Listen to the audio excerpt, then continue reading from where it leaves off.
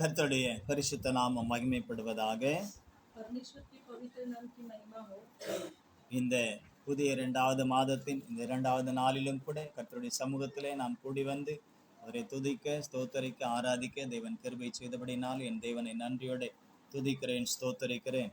इस नए साल के दूसरे महीने में दूसरे तारीख में परमेश्वर की स्तुति और आराधना करने के लिए परमेश्वर ने एकत्रित किया। इसमें परमेश्वर को धन्यवाद का भेंट चढ़ाता हूँ। தேவன் நல்லவர், परमेश्वर भला है, அவர் கிருபை उसका अनुग्रह என்றும் உள்ளது. सदा की है। ஆமென், आमीन। அல்லேலூயா. கர்த்தர் நல்லவர், परमेश्वर अच्छा है, அவர் கிருபை उसका अनुग्रह என்றும் உள்ளது. सदा की है। ஆமென். आमीन। யாத்ராகம புஸ்தகம் 13வது அதிகாரம் 22வது வசனத்தை 21, 22 வாசியுங்கள். Exodus chapter 13 verse 21 and 22. அவர்கள் இரவும் பகலும் வழிநடத்தப்படும்படிக்கு கர்த்தர் பகலிலே அவர்களை வழிநடத்த மேக ஸ்தம்பத்திலும் இரவில் அவர்களுக்கு வெளிச்சம் காட்ட அக்னி ஸ்தம்பத்திலும் அவர்களுக்கு முன் சென்றார். பகலிலே மேக ஸ்தம்பமும் இரவிலே அக்னி ஸ்தம்பமும் ஜனங்களிடத்தில் இருந்து விலகி போகவில்லை. ஆமென். निर्गमन की किताब 13वां अध्याय वचन 21 और 22 हम पढ़ेंगे। और यहोवा उन्हें दिन को मार्ग दिखाने के लिए मेघ के खंबे में और रात को उजाला देने के लिए आग के खंबे में होकर उनके आगे आगे चला करता था, जिससे वे रात और दिन दोनों में चल सके। उसने न तो बादल के खंबे को दिन और न रात के खंबे को लोगों के आगे हटाया। நம் தலைகளை தாழ்த்தி நாம் ஜெபிக்கலாம். हम अपने सिर को झुकाकर प्रार्थना करेंगे।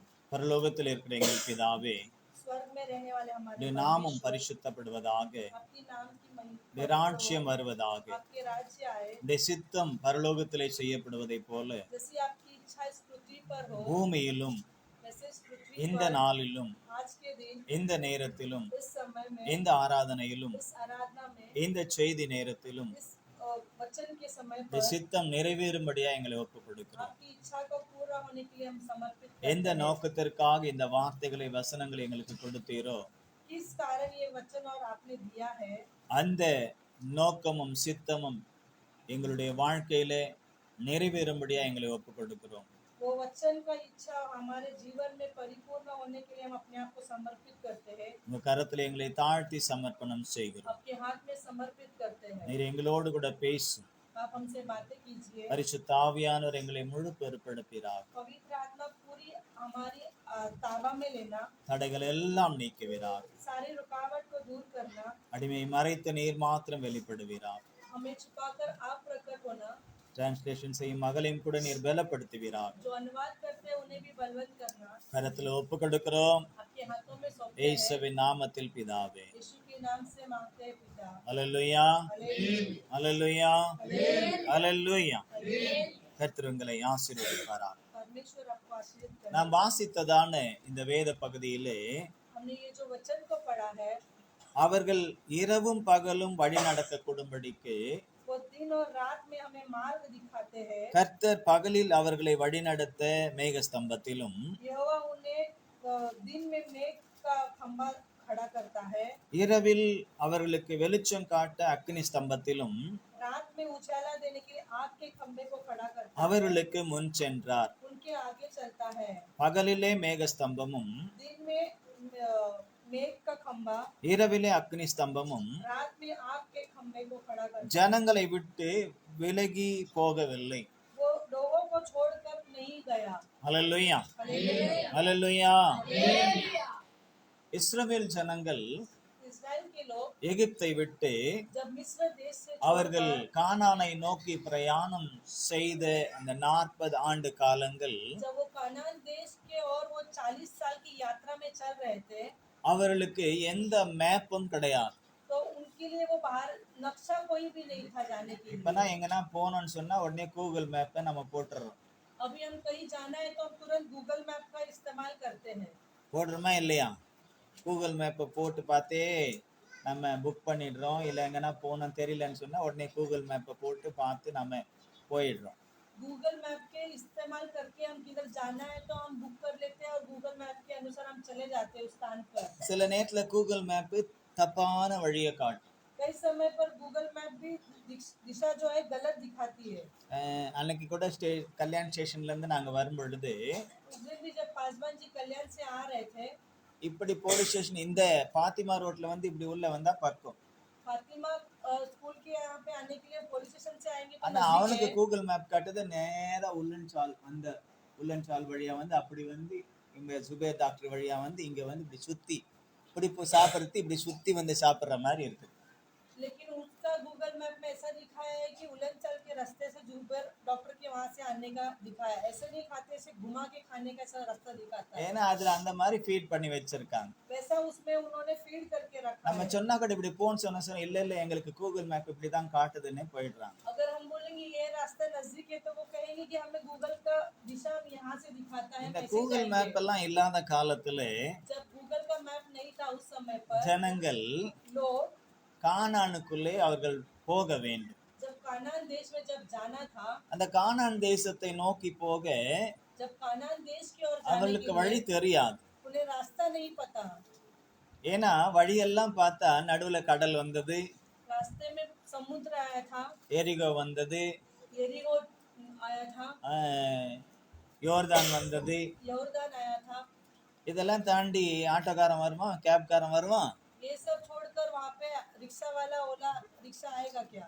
இப்ப இங்கெல்லாம் போனோம்னு சொன்னா अभी हम यहाँ तक जाना है तो வேற வேற வாகனங்களை நம்ம செட் பண்ணணும். अलग अलग तरह के हम गाड़ियों का इस्तेमाल करते हैं। இப்ப நம்ம நாட்டை விட்டு வேற நாட்டுக்கு நம்ம போனோம்னு சொன்னா பெரும்பாலும் ட்ரெயினை பயன்படுத்த முடியாது, பஸ்ஸையும் பயன்படுத்த முடியாது, பிளேனை தான் பயன்படுத்த முடியும், விமானத்தை தான் एक देश பயன்படுத்த से முடியும். दूसरे देश जाना है तो हम गाड़ी बस का इस्तेमाल ट्रेन का नहीं कर सकते, तो हम विमान का इस्तेमाल करते हैं। முதல்ல விமானம் இல்லாத காலத்துல கப்பலை பயன்படுத்தினார்கள். पहले विमान हवाई जहाज नहीं था तो वो नाव के जरिए जाते थे।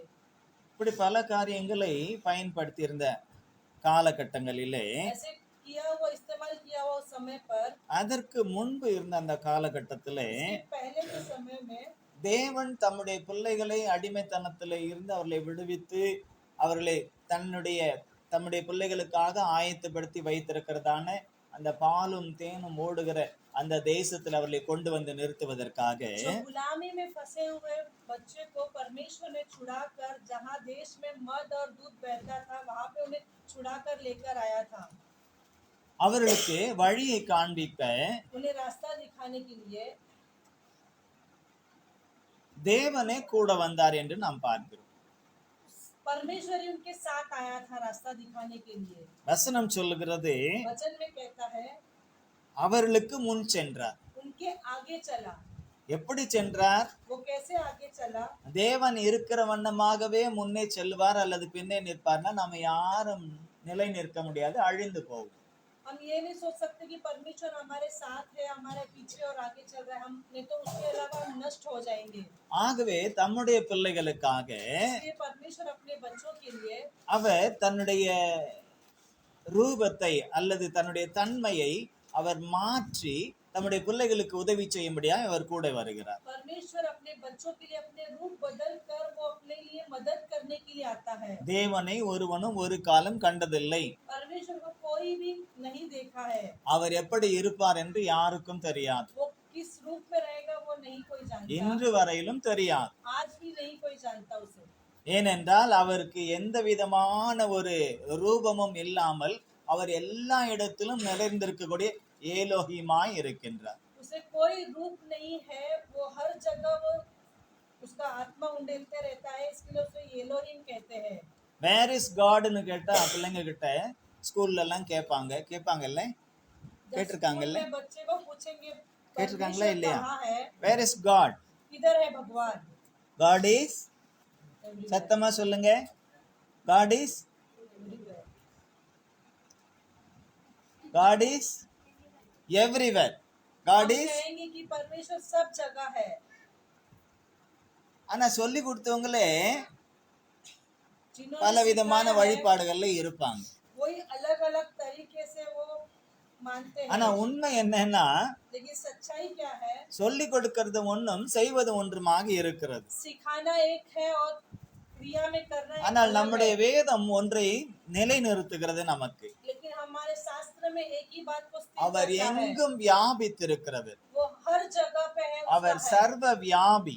वो हर जगह पर उसका அவரை आत्मा ஒரு है। இடத்துல அடைச்சு வைக்க முடியாது. उसे एक जगह बंद करके नहीं रख सकते हैं। காற்றை ஒரு இடத்துல அடைச்சு வைக்க முடியுமா? हवा को एक जगह बंद करके रख सकते हो சில क्या? பேர் சொல்ல நாங்க சிலிண்டர்ல அடக்கி வச்சிருக்கோம். कई लोग बोलेंगे हम सिलेंडर के अंदर भर के रखा எவ்வளவு है। அடக்க முடியும்? कितना भर सकते हो? அதுக்கு லிமிட் இருக்கு இல்லையா? उसके लिए भी एक लिमिट है। எல்லா காத்தையும் உள்ள எடுத்து அடக்கி வைக்க முடியுமா? सभी हवा को जाके उसके अंदर भर கொஞ்சம் सकते हैं। அதிகமானாலே அவ்வளவுதான், थोड़ा हवा ज्यादा हो गया तो वो फट जाता வெடிச்சிரும். है। சிலிண்டர் மாத்திரமல்ல, நம்ம டெய்லி பயன்படுத்துறாங்க டுர்ல போலான்னு. सिलेंडर ही नहीं, हम रोज का इस्तेमाल करने वाले गाड़ी को भी, டூ வீலர், टू व्हीलर, அன்னைக்கெல்லாம் சைக்கிள் கொஞ்சம் கொஞ்சம் காத்து அதிகமாச்சுன்னா பட்டார்னு வெடிச்சிடும் டியூப். उस समय पे साइकिल में थोड़ा हवा ज्यादा हो जाता, ट्यूब में वो फट जाता था। ஏன்னா தெரியாது. இப்பெல்லாம் அதுக்கு ஒரு மானிட்டர் வந்துடுச்சு. எவ்வளவு இப்ப ஸ்கூட்டருக்கு காருக்கெல்லாம் எவ்வளவு அடிக்கலாம் அப்படின்ற ஒரு மானிட்டர் இருக்கு. அதை வச்சு அவங்க யூஸ் பண்ணிடுறாங்க. अभी के समय के लिए उसे एक यंत्र आया है कि कितना उसके अंदर हवा भरना चाहिए करके, ஆனா उसके சைக்கிள் अनुसार இந்த भरते காலத்துல हैं। அந்த மாதிரி மானிட்டர்லாம் எதுவும் இல்லை. पहले के जमाने में वैसे कोई यंत्र नहीं था, அமுக்கி அமுக்கி பார்த்து தான் அடிப்பாங்க. दबा कर देख कर ही उसे भरते थे அதுவும் हवा। முதல்ல கை பம்பு தான். पहले हाथ का पंप था, அதுக்கப்புறமா தான் மிஷின் பம்ப் வந்துச்சு. उसके बाद मशीन का पंप में அப்ப आया। கூட என்ன செய்வாங்க, அமுக்கி அமுக்கி பார்த்து தான் கொஞ்சம் கொஞ்சமா என்ன செய்வாங்க, அடிப்பாங்க. उसे दबा कर देख कर ही उसे भरते थे। நானும் அடிச்சிருக்கேன் அமுக்கி அமுக்கி பார்த்து. वैसे हमने भी भरा है हवा को, ஓட்டியும் இருக்கும். चलाया भी है சரி साइकिल। போட்டு, அந்த காலங்கள் எல்லாம் இப்ப இல்ல. जाने दो वो समय अभी அது नहीं रहा। ஆரோக்கியமா இருந்துச்சு அந்த காலம் எல்லாம். उस समय இப்ப आरोग्यदायक था। ஏறினா ஆட்டோ இறங்கினா ஆட்டோன்றதுனால உடம்பே கெட்டு போகுது. अभी चढ़ेंगे तो रिक्शा, उतरेंगे तो रिक्शा, इसके लिए हमारे शरीर में बीमारी फैल गई है। ஆமென், அல்லேலூயா. சின்ன வயசுலயே கால் வலி கை வலி எல்லாம் வந்துருது. छोटे उम्र में அன்னைக்கு சைக்கிள் ஓட்டும் போது हाथ में நல்லா दर्द இருந்துச்சு. होता है। சைக்கிளிங் இப்ப வீட்லயே சைக்கிளிங் பண்ணுங்கன்னு மிஷினை கொடுத்துறான்.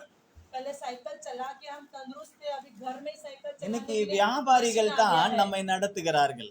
अभी बिजनेस ही हमें चलाता है। ஆமா, அப்படிப்பட்டவங்க தான் நம்முடைய சரீரத்தினுடைய கிரியைகள் எல்லாம் நாம் சாப்பிடுறதுல இருந்து எல்லாத்தையும் தீர்மானிக்கிறார்கள். अब हमारे खाना में भी उसमें निर्णय लेता है मशीन। நாமும் அதை அறியாமல் அதற்கு அடிமைப்பட்டு தான் காணப்படுவோம். हम भी नहीं जानते, हम उसकी गुलामी बन जाते हैं। சரி, அது போகட்டும். वो जाने दो। இப்போ இவர்களுக்கு வழிகாட்டுவதற்காக கானானுக்குள்ளே இவர்கள் போக வேண்டும். कानान देश में इन्हें जाना है। இவங்களுக்கு தெரியாது வழியில செங்கடல் வருமா, கருங்கடல் வருமா, யோர்தான் வருமா, எரிகோ வருமான்னு இவங்களுக்கு தெரியாது. ये नहीं जानते हैं कि बीच रास्ते में कौन सा समुद्र, लाल समुद्र, यरीहो आएगा कि नहीं। ஆனால் அழைத்து கொண்டு போகிறவருக்கு தெரியும். लेकिन जो लेकर जाता है उसे पता है। அல்லேலூயா. ஆகவே அவர்களை நடத்தி கொண்டு போகிறார். इसलिए वो उन्हें चलाता है परमेश्वर। தேவன் எவ்வளவு கரிசனை உள்ளவர்னு பாருங்க. देखिए परमेश्वर कितना ध्यान पूर्वक हमें देखता வனாந்தரத்துல है। நடந்து போகணும்னா, जंगल में जब चलना है तो வனாந்தரம்னா ஜங்கல்னு வரும். ஜங்கல்னா காடு. ஆனா இன்னொரு வனாந்தரம் பாலைவனம். இப்படிப்பட்ட இடத்துக்கு என்ன வருது ஹிந்தில?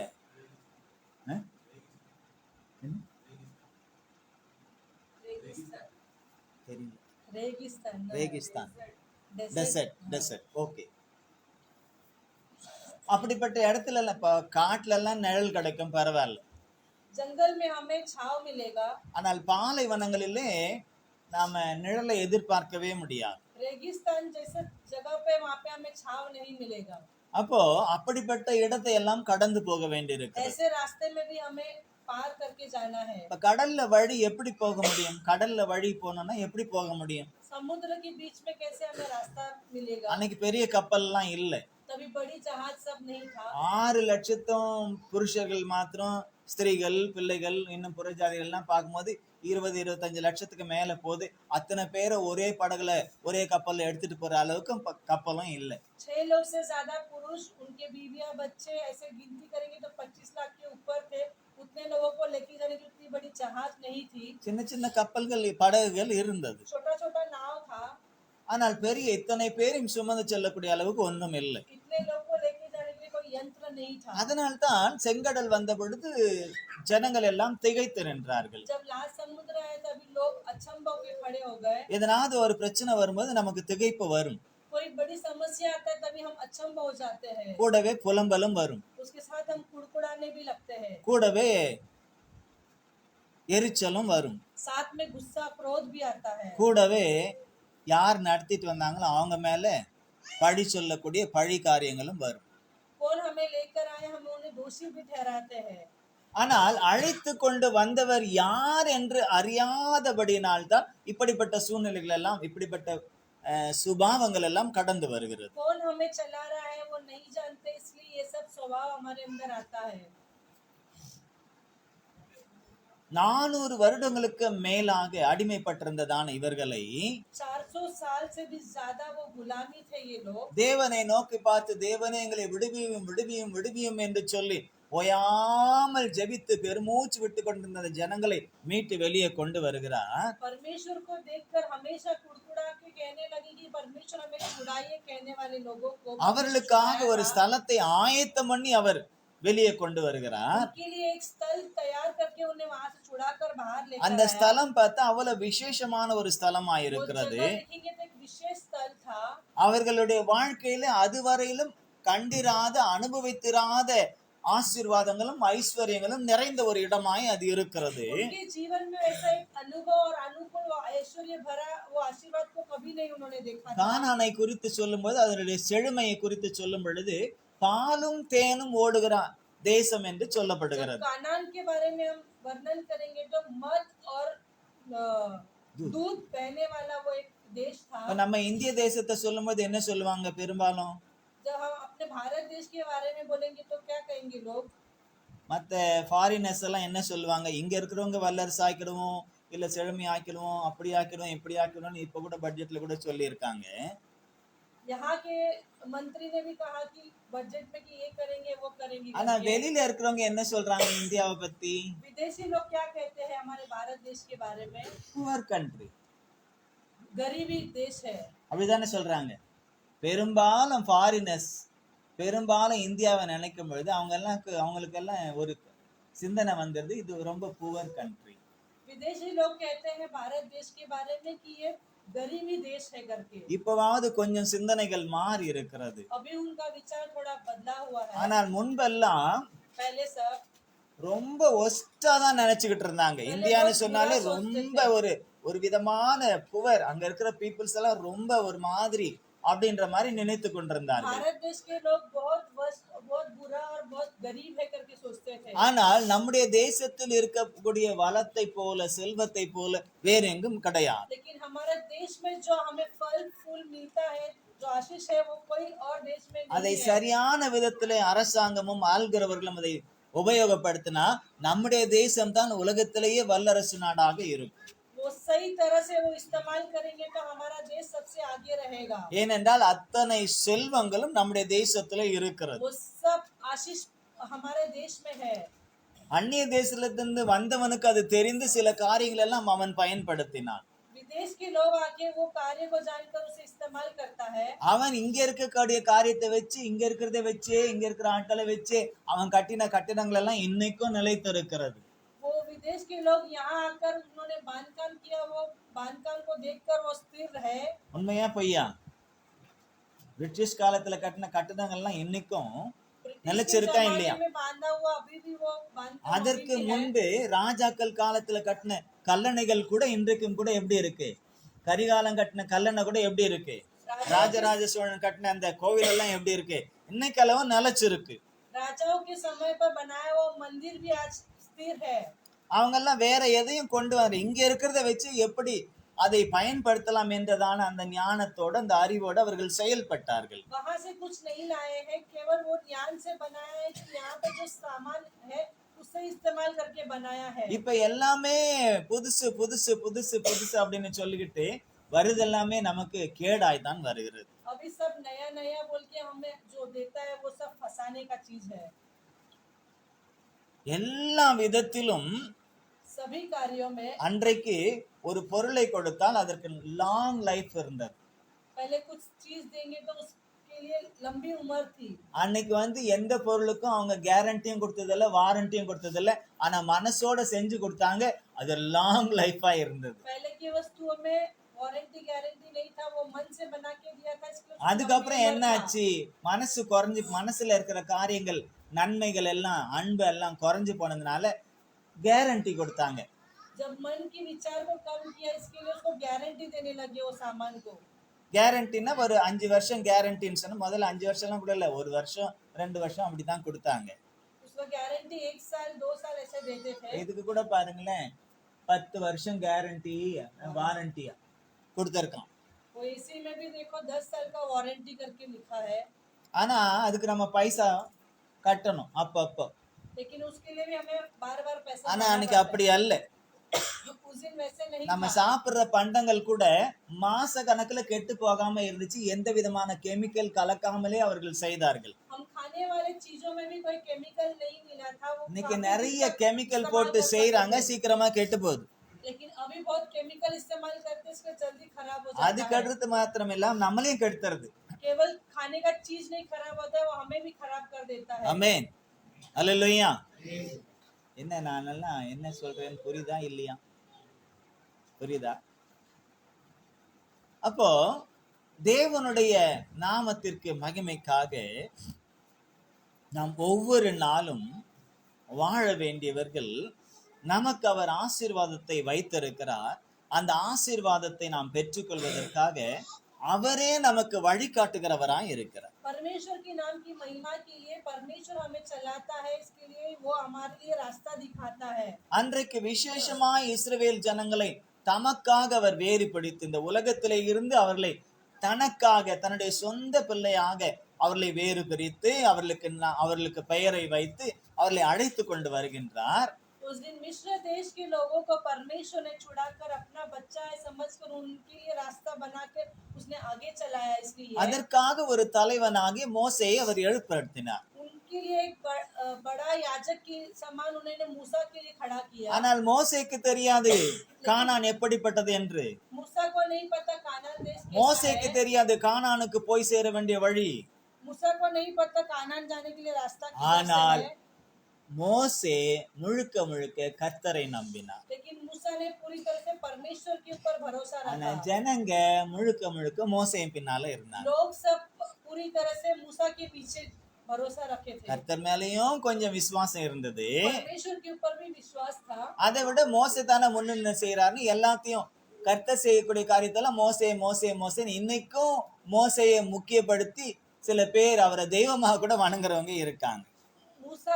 मूसा बहुत परमेश्वर का बात सुन के उसके आज्ञा का पालन किया, इसके लिए लोग आज भी मूसा को परमेश्वर के समान मानते हैं। இயேசு கிறிஸ்து வந்த காலகட்டத்துல, यीशु मसीह जब इस संसार में இயேசு आया கிறிஸ்து था, போதகம் செய்த जब காலகட்டத்துல यीशु मसीह ने सुसमाचार सुनाया था, வாழ்ந்த பரிசேயர்களும் சதுசேயர்களுக்கும் जब याजक के वहां पर थे, மோசே தான் தெய்வமாய் இருந்தார். उन्होंने मूसा को ही परमेश्वर समझा था। யெகோவாவை தெய்வமா கொண்டிருந்தா கூட यहोवा को जब परमेश्वर सब मानते थे, மோசே சொன்னதைத்தான் அவங்க முக்கியப்படுத்தினாங்க. जब मूसा कहेगा उसे महत्वपूर्ण समझते थे। மோசையோடு மட்டும்தான் கர்த்தர் பேசினார்னு அவங்க விசுவாசித்தாங்க. मूसा के साथ ही बात किया करके उन्होंने विश्वास தேவனே किया। மனுஷ ரூபமா வந்த பொழுது அவங்க விசுவாசிக்கல. जब परमेश्वर ने मनुष्य के रूप में आया, அப்ப तभी சில वो विश्वास நேரத்துல नहीं किया। कई சில समय पर ஜனங்கள் என்ன செய்யறாங்கன்னா, கர்த்தருடைய வார்த்தையை சொல்லும் பொழுது அந்த வார்த்தையும் விட்டுடுறாங்க, கர்த்தரையும் விட்டுடுறாங்க, சொல்ற மனுஷனை முக்கியப்படுத்துறாங்க. कई समय जो परमेश्वर का वचन को सुनकर लोग उसका वचन को नहीं सुनते, जो बोलता है ना वो सेवक को मानते हैं वो लोग। கர்த்தரை அறியாதவர்கள் செய்தால் பரவாயில்ல, जो परमेश्वर को नहीं जानते वो वैसा करेंगे तो ஆனால் चलेगा। கர்த்தரை அறிந்தவர்களே, परमेश्वर को जानते हुए वो लोग भी, ஒரு உதாரணத்துக்கு சொல்றேன்னு, एक उदाहरण के लिए मैं कहता இங்க हूँ, இருந்து ஜெபம் பண்ணா கர்த்தர் கேட்பாரா மாட்டாரா? यहाँ से हम प्रार्थना करेंगे तो परमेश्वर सुनेगा या नहीं நான் सुनेगा। 4 மாவடிக்கு போய் மோகன் சிஸ்டர் கிட்ட போய் ஜெபம் பண்ணிக்கினா தான் கர்த்தர் கேட்பார்னு எங்கேயாவது வேதத்துல இருக்கா? मैं नाल मावड़ी में जाकर मैं मोहन सी लाजर के पास्टर के पास प्रार्थना करेगा तो ये இல்ல मेरा प्रार्थना सुनेगा இயேசு क्या? அழைக்கிறார் ஜெபகோபுரத்துல போயிட்டு அங்க இருக்கவங்க கிட்ட ஜெபம் பண்ணிக்கினா தான் கர்த்தர் என் ஜெபத்தை கேட்பார்னு இருக்கா? यीशु बुलाता है करके वहाँ के प्रार्थना भवन में जाके प्रार्थना करेंगे तो ये परमेश्वर सुनेगा क्या? இல்லனா ஜெபத்தோட்டத்துக்குள்ள இருக்கிறதான பெக்ஸ்மேனுக்கு ஃபோன் பண்ணி ஜெபம் பண்ணுங்க ஐயான்னு சொன்னாதான் ஜெபத்தை கேட்பார்னு இருக்கா? प्रार्थना के वो उद्यान में जाके हम प्रार्थना करेंगे तो ही वहाँ पे परमेश्वर सुनेगा क्या? ஊழியக்காரரிடத்திலே ஜெபித்துக் கொள்வது தவறு இல்லை. परमेश्वर के दास के पास प्रार्थना करना ஆனால் गलत நம்முடைய नहीं है। விசுவாசம் புற ஜாதிகளுடைய விசுவாசத்தை போல நம்பிக்கையை போல மாறிடக்கூடாது. अन्य जाति लोगों के जैसा हमारे विश्वास को बदलना நம்ம नहीं தேவன் है। இங்க இருக்காரா இல்லையா? हमारा परमेश्वर यहाँ है या ஹலோ, नहीं? என்ன பாருங்க, இங்க இருக்காரா இல்லையா? हमारा परमेश्वर यहाँ है या नहीं?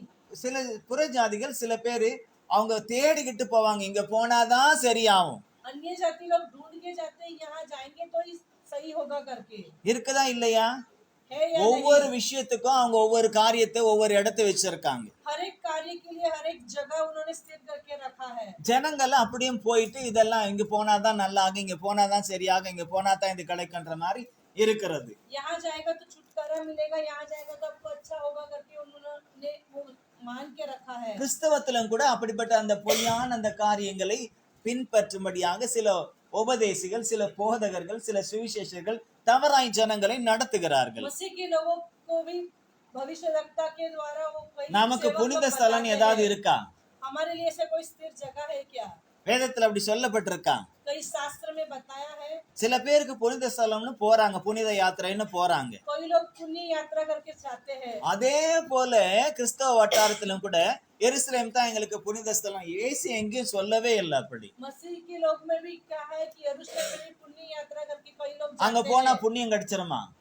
वहां जाएंगे तो हमको पुण्य मिलेगा போயிட்டு क्या? வந்தா எந்த பாவியும் சுத்தமாயிடுவானா? वहां जाके आएगा तो कोई पापी शुद्ध हो सकता है क्या? ஒன்றும் நடக்காது. कुछ भी नहीं होगा। அப்ப இல்லாதவைகளை இன்றைக்கு தேவையில்லாத காரியங்களை எல்லாம் உட்புகுத்தி ஜனங்களை வஞ்சிக்கிற கள்ள உபதேசிகளுக்கும் கள்ள தீர்க்கதரிசிகளுக்கும் நாம் எச்சரிக்கையா இருக்க வேண்டும் என்றால் लोगों को गलत सुसमाचार देके उन्हें फंसा देते हैं। इसके लिए ना- हमें ध्यानपूर्वक रहना है। நம்மோடு இடைப்படுகிற தேவனோடு கூட இணைந்து கொள்ள வேண்டும். हमारे साथ स्थिर रहने वाला परमेश्वर के साथ हमें जुड़ना அவர் है। இரவும் பகலும் நம்மோடு இருக்கிற தேவன். दिन और रात परमेश्वर हमारे साथ रहता है। இந்த நாள்ல இருப்பேன், இந்த நாள்ல இருக்க மாட்டேன்லாம் அவர் சொல்லவே ये இல்லை. दिन रहेगा, ये दिन नहीं रहेगा, ऐसा नहीं இந்த है। நேரத்துல இருப்பேன், இந்த நேரத்துல இருக்க மாட்டேன்லாம் அவர் சொல்லல. इस समय रहेगा, अगले समय पर नहीं रहूंगा, இந்த ऐसा நேரம் नहीं। எனக்கு தூங்குற நேரம், யாரும் டிஸ்டர்ப் பண்ணக்கூடாதுன்னா அவரெல்லாம் ஒன்னும் சொல்லல. ये समय में मैं सोऊंगा, मुझे डिस्टर्ब नहीं करना, ऐसे नहीं कहता है। அல்லேலூயா. हालेलुया। ஏன்னா தாவீது சொல்றாரு, இஸ்ரவேலை காக்கிறவர் தூங்குவதும் இல்லை உறங்குவதும் இல்லை. इसलिए दाऊद कहता है, इस्राएल को संभालने वाला परमेश्वर ना ही सोता है ना उससे नींद आता है। வானத்தையும் பூமியையும் படைத்த கர்த்தரிடத்திலிருந்து எனக்கு ஒத்தாசை கடந்து வரும். आकाश और पृथ्वी को बनाए हुआ परमेश्वर की ओर से मेरे लिए मदद मिलता அப்ப है। இந்த இஸ்ரவேல் ஜனங்கள் इस्राएल வழி के लोग, நடத்துவதற்கு जब वो தேவன் रास्ता இறங்கி बनाते हैं, வருகிறார். परमेश्वर उन्हें ढूंढ के आता है। ஏனென்றால் அத்தனை ஜனங்களும் வழி நடத்தப்படுவதற்கு மோசையினால் முடியாது என்று கர்த்தருக்கு தெரியும். கவனிங்க, मूसा से नहीं होगा, इसके लिए परमेश्वर उस रास्ते दिखाने के लिए उतर के आता है। அவர் இறங்கி வருகிறார். जब वो उतर के आता है, எப்படி இருக்கிறார் என்றால் कैसे है वो? அவர்கள் இரவும் பகலும் வழி நடக்க கூடும்படிக்கு. दिन और रात उन्हें मार्ग दिखाने के लिए, பகல்லையும் நடக்கணும், दिन में भी चलना है, இரவுலயும் நடக்கணும். रात में भी चलना है। அதனால எப்படி அவங்க கூட இருந்து அவங்களுக்கு டைரக்ஷன் காட்டலான்னு அவர் இருக்கிறார். कैसे उनके साथ रहकर उन्हें दिशा दिखाना है वो सोचता है। பகல்லையும் அவங்களுக்கு பாதை காட்ட வேண்டும், दिन में उन्हें दिशा दिखाता है, இரவிலும் அவர்களுக்கு பாதை காட்ட வேண்டும். रात में भी उन्हें मार्ग दिखाता है। தேவன் இறங்குகிறார், परमेश्वर उतर के आता है, மேகமாய் இறங்குகிறார். वो मेघ के द्वारा उतर के आता है। அந்த மேகம் वो मेघ जो है, ஒரே மேகம்தான் एक ही मेघ है। இறங்குகிறது, जब उतरता है அவங்க மேல நிக்குது. वो ऊपर खड़ा है, उन्हें ஒருத்தர் மேல கொடை பிடிக்கிற மாதிரி இல்ல, एक के ऊपर छतरी पकड़ा, वैसे 20 லட்சத்துக்கு மேலானவர்களுக்கு மேலாக அந்த மேகம் நிற்கிறது. 20 लाख के ऊपर जो लोग हैं उनके ऊपर वो मेघ छाया हुआ है। நல்ல வெயில் காலத்துல நீங்க கவனிச்சிருப்பீங்களா என்னன்னு தெரியல, अच्छा, तेज धूप के समय மேகம் போகும். जब मेघ जाता நல்ல है, வெயில் காலத்துல மேகம் போகும், திடீர்னு மேகம் பார்த்தா போகும். अच्छा धूप के समय में मेघ அந்த ऐसा மேகம் अपने ऊपर से போகும்போது जाता கீழே है। என்ன உண்டாகும்? நிழல் உண்டாகும். जब मेघ अपने ऊपर से जाएगा तो नीचे छाव दिखेगा। அது ஒரே இடத்துல நிக்காது, போகக்கூடிய இடத்துல எல்லாம் அது என்ன இருக்கும்? அந்த நிழல் போய்கிட்டே இருக்கும். वो एक की जगह मेघ नहीं रुकता है, वो जाते रहेगा, जहां कहीं जाएगा वहां छाव போய்கிட்டே இருக்கும், அது அப்படியே போய்கிட்டே இருக்கும். वो ऐसे आगे चलता ही रहेगा। அப்ப அதை போல இன்னைக்கு சேட்டலைட் எல்லாம் விட்டு இங்க இருந்து நான் அதை காட்டுறேன், அங்க இருந்து இதை காட்டுறேன் சொல்றாங்க. अभी बहुत से यंत्र रखे बोलते हैं यहाँ से ये அதுக்காக கோடி கோடியா செலவு பண்றாங்க, ஜனங்களுக்கு எதுவும் கொடுக்க மாட்டேன்றாங்க. करोड़ों रुपए इस्तेमाल करते हैं लेकिन लोगों को कुछ ஆனா फायदा அன்னைக்கு नहीं है। கர்த்தர் மேகமாய், அது ஒரு சேட்டலைட் மாதிரி தாங்க, लेकिन वो भी एक सैटेलाइट के अनुसार है। மேகமாய் இறங்கிட்டாரு. वो मेघ के द्वारा उतरता அதனால है, மேகம் கடவுள் அல்ல. लेकिन वो मेघ का परमेश्वर नहीं। இப்ப இதை நான் பயன்படுத்துற இந்த மைக்கு என் வாய்ஸ வெளியே கொண்டு போகுது. ये माइक जो इस्तेमाल करता है ये आवाज बाहर लेकर जाता है। இந்த மொபைல்ல இருந்து என்னுடைய வாய்ஸ், என்னுடைய போட்டோ, நான் என்னெல்லாம் ஆக்ஷன்லாம் காட்டுறேன் அதெல்லாம் மத்தவங்களுக்கு யூடியூப் மூலமா போகுது. मोबाइल के जरिए में जो एक्शन करता है, जो बोलता है, वो बाकी लोगों को सब पहुंचता है। அதனால இந்த மொபைல் தெய்வம் ஆயிடுமா? क्या वो मोबाइल परमेश्वर देवर हो जाएगा? சில விஷயங்களை கர்த்தர் நம்ம பயன்பாட்டிற்காக அவர் உண்டு பண்ணினார். कुछ चीज हमें इस्तेमाल के लिए அப்ப அந்த परमेश्वर ने दिया है। மேகம் 20 லட்சத்துக்கு மேலானவர்களுக்கு ஒரு பெரிய குடை போல பகலிலே அது இருக்கிறது. वो मेघ जो है 20 लाख लोगों के लिए वो एक छतरी के समान इस्तेमाल के लिए दिया है। என் பிள்ளைகளுக்கு நடக்கும் பொழுது வெயிலின் தாக்கத்தினாலே இளைப்பு வந்து விடக்கூடாது, அதிகமான நாவறட்சி வந்து விடக்கூடாது என்பதற்காக நம்ம கூட அந்த மாதிரி ஒரு தாய் கூட தன்னுடைய பிள்ளைக்கு அந்த அளவுக்கு பாதுகாப்பை கொடுக்க மாட்டா. அவர் அந்த அளவுக்கு ஒரு கரிசனையோடு அந்த காரியத்தை அவர் செய்கிறார். तेज धूप में अपने बच्चे का जीभ नहीं सूखना है, और या तो धूप में कुछ तकलीफ नहीं होना चाहिए। छतरी के समान मेघ को बरसाता है, इसे अपने माता अपने बच्चे को भी इतना ध्यान पूर्वक नहीं அது संभालती है। குளிர்ச்சியை கொடுப்பது மாத்திரமல்ல, நிழலை கொடுப்பது மாத்திரமல்ல, केवल ठंडा और छाव देना इतना அது ही அப்படியே नहीं, நகர்ந்து கொண்டே இருக்கிறது.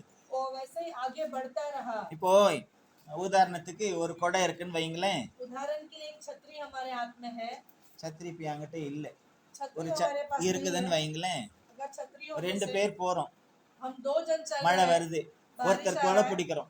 एक அப்போ जन छतरी पकड़ते கொடை हैं। பிடிச்சிட்டு நடக்கிறவங்க பக்கத்திலேயே போனாதான் நனையாம வர முடியும். छतरी जो पकड़ता है उनके साथ चलेगा तो ही भीगेगा नहीं। அவங்க அப்படி முன்ன பிடிச்சிக்கிட்டே போறாங்க, நாமளும் கூடவே போனாதான் என்ன செய்ய முடியும்? वो நனையாம आगे இருக்க முடியும். पकड़ के चलते हम उनके पीछे चलेंगे तो हम சில नहीं நேரத்துல भीगेंगे। சின்ன கொடையா இருந்தா என்ன செய்வோம்? தோல் மேல கை போட்டுக்கிட்டு ரொம்ப நெருக்கிக்கிட்டு கூட நம்ம போவோம். छोटा छतरी रहेगा तो हम कंधे में हाथ डाल के हम निकट होके चलेंगे, नहीं भीगना है इसलिए।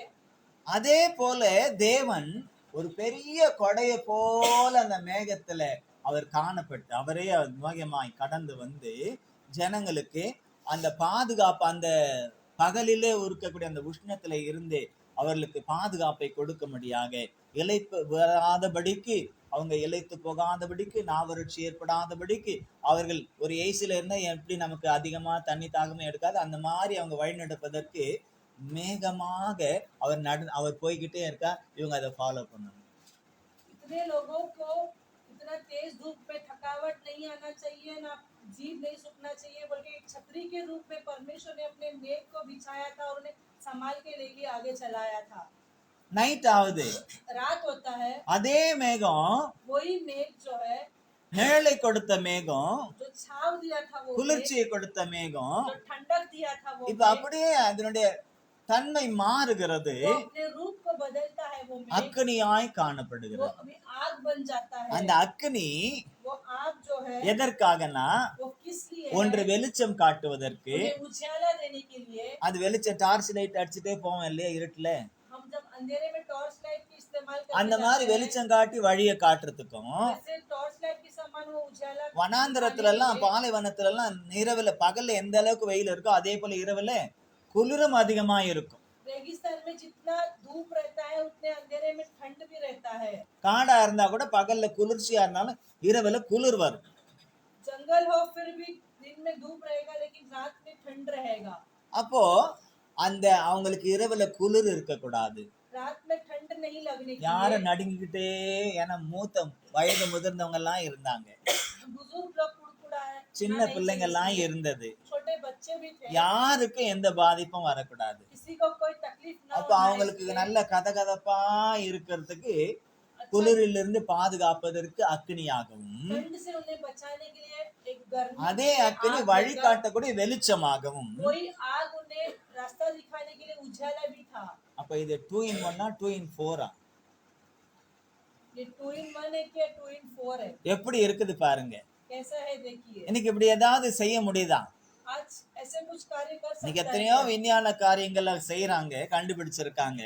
बहुत विज्ञान लोग ने बहुत कुछ शोध लगाया है। நான் யாரையும் தப்பு சொல்லல, நன்மையான காரியங்களை செய்திருக்காங்க. தேவன் அதற்கு வேண்டிய ஞானத்தையும் அறிவையும் அவர்களுக்கு கொடுத்திருக்கிறார். मैं किसी को गलत नहीं ठहराता हूँ, लेकिन परमेश्वर ने எல்லாம் अच्छा ज्ञान நன்மைக்காகத்தான் दिया है। செய்யப்பட்டது, கண்டுபிடிக்கப்பட்டது. सभी कार्य अच्छा के लिए ही ஆனால் किया சில है। பேர் அதை மிஸ்யூஸ் பண்றாங்க. அது அவருடைய காரியங்கள், தேவன் அதை பார்த்துக் கொள்வார். कई लोग गलत इस्तेमाल करते हैं, इसलिए परमेश्वर उन्हें ஆனால் देख लेगा। தேவன் எதை செய்தாலும் அது நன்மைக்காகவே இருந்தது. लेकिन परमेश्वर जो कुछ करता है वो भलाई के लिए ही करता है। அவர்களை வழி நடத்த மேக ஸ்தம்பத்திலும் இரவிலே அவர்களுக்கு வெளிச்சம் காட்ட அக்னி ஸ்தம்பத்திலும் அவர்களுக்கு முன் சென்றார்.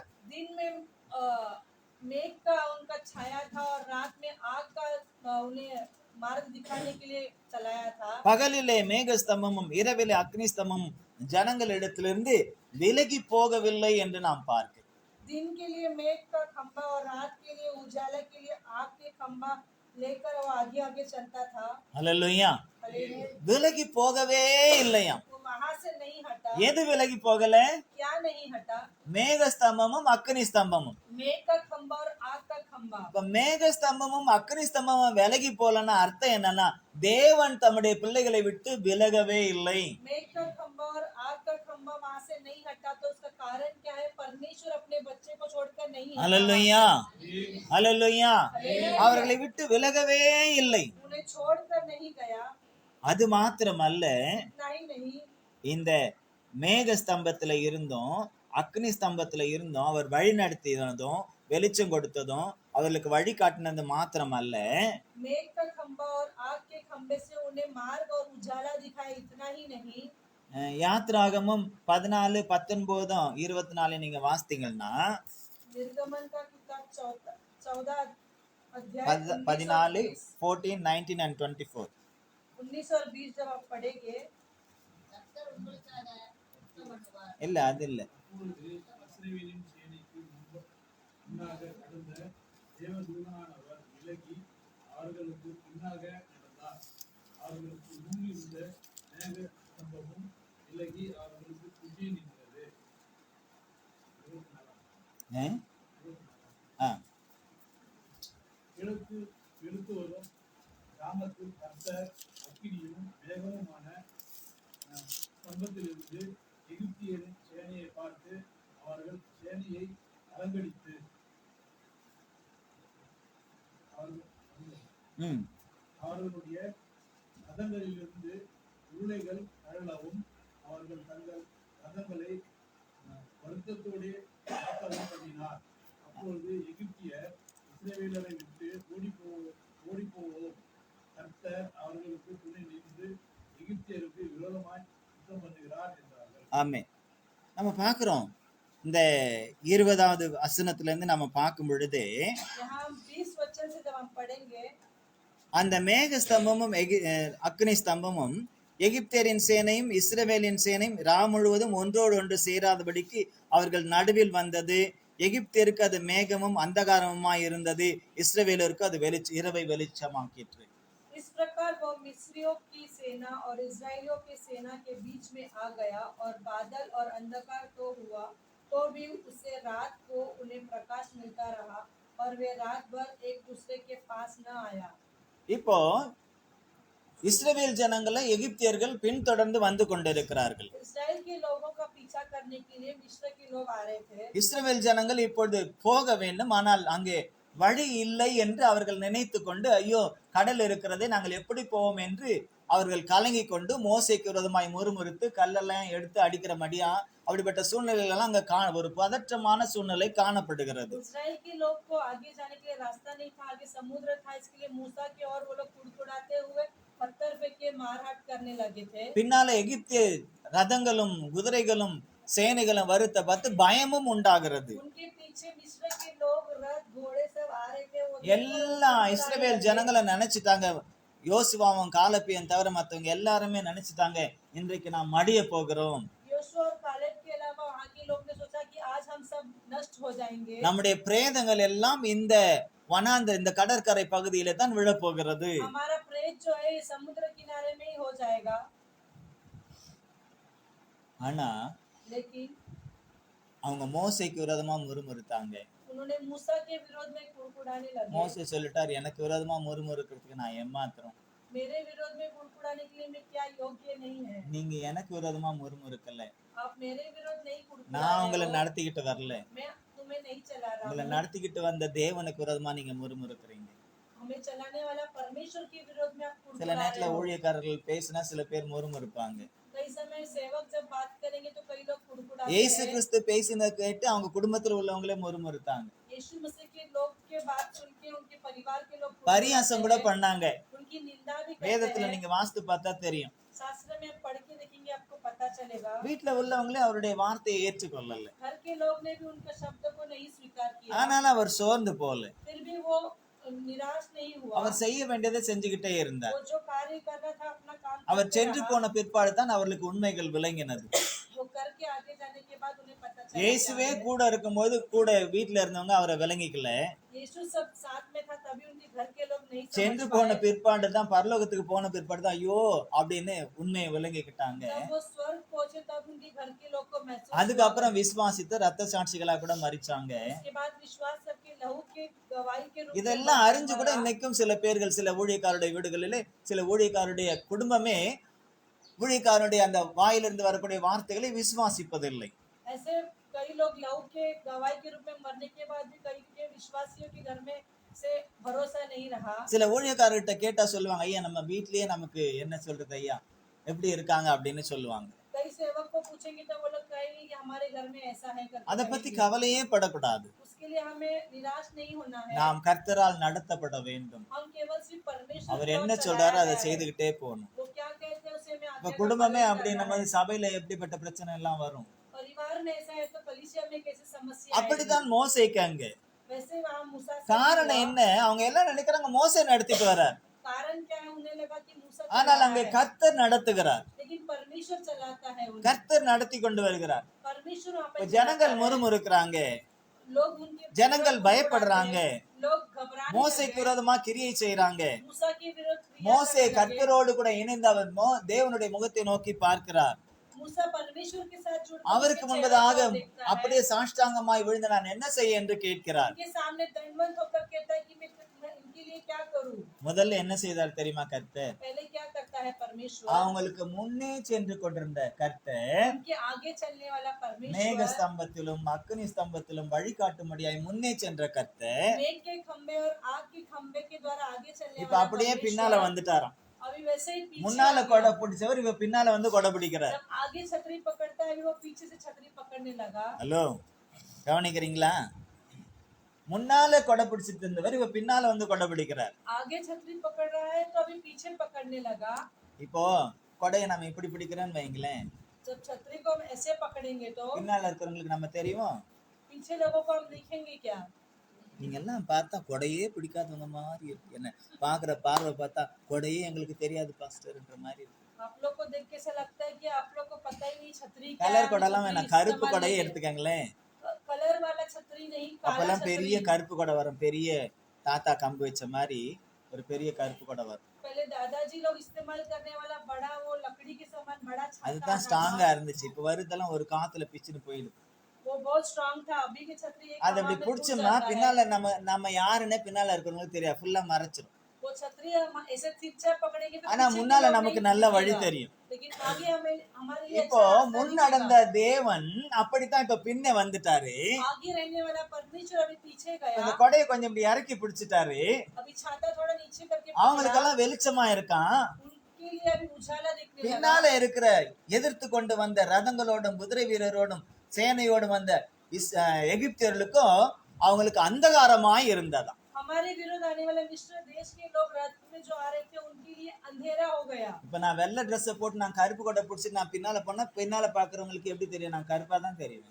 अभी सफेद என் कपड़ा வஸ்திரம் எல்லாம் पहनकर தெரியும் काला छतरी ऐसा தெரியாது, ஏதோ पहनेंगे கால்ல तो வேணா கொஞ்சம் தெரியும், अंधेरा ही दिखेगा, ஆனா काला ही நான் दिखेगा। மேல என்ன போட்டிருக்கேன்னு தெரியாது. ऊपर कौन सा रंग का कपड़ा पहने नहीं पता चलेगा। சாதாரண ஒரு கொடையை இப்படி நான் தேவன் பிடிச்சிருக்கிற அந்த கிரைகளை நம்ம பார்க்கும்போது எவ்வளவு விசேஷமா இருக்கு பாருங்களேன்.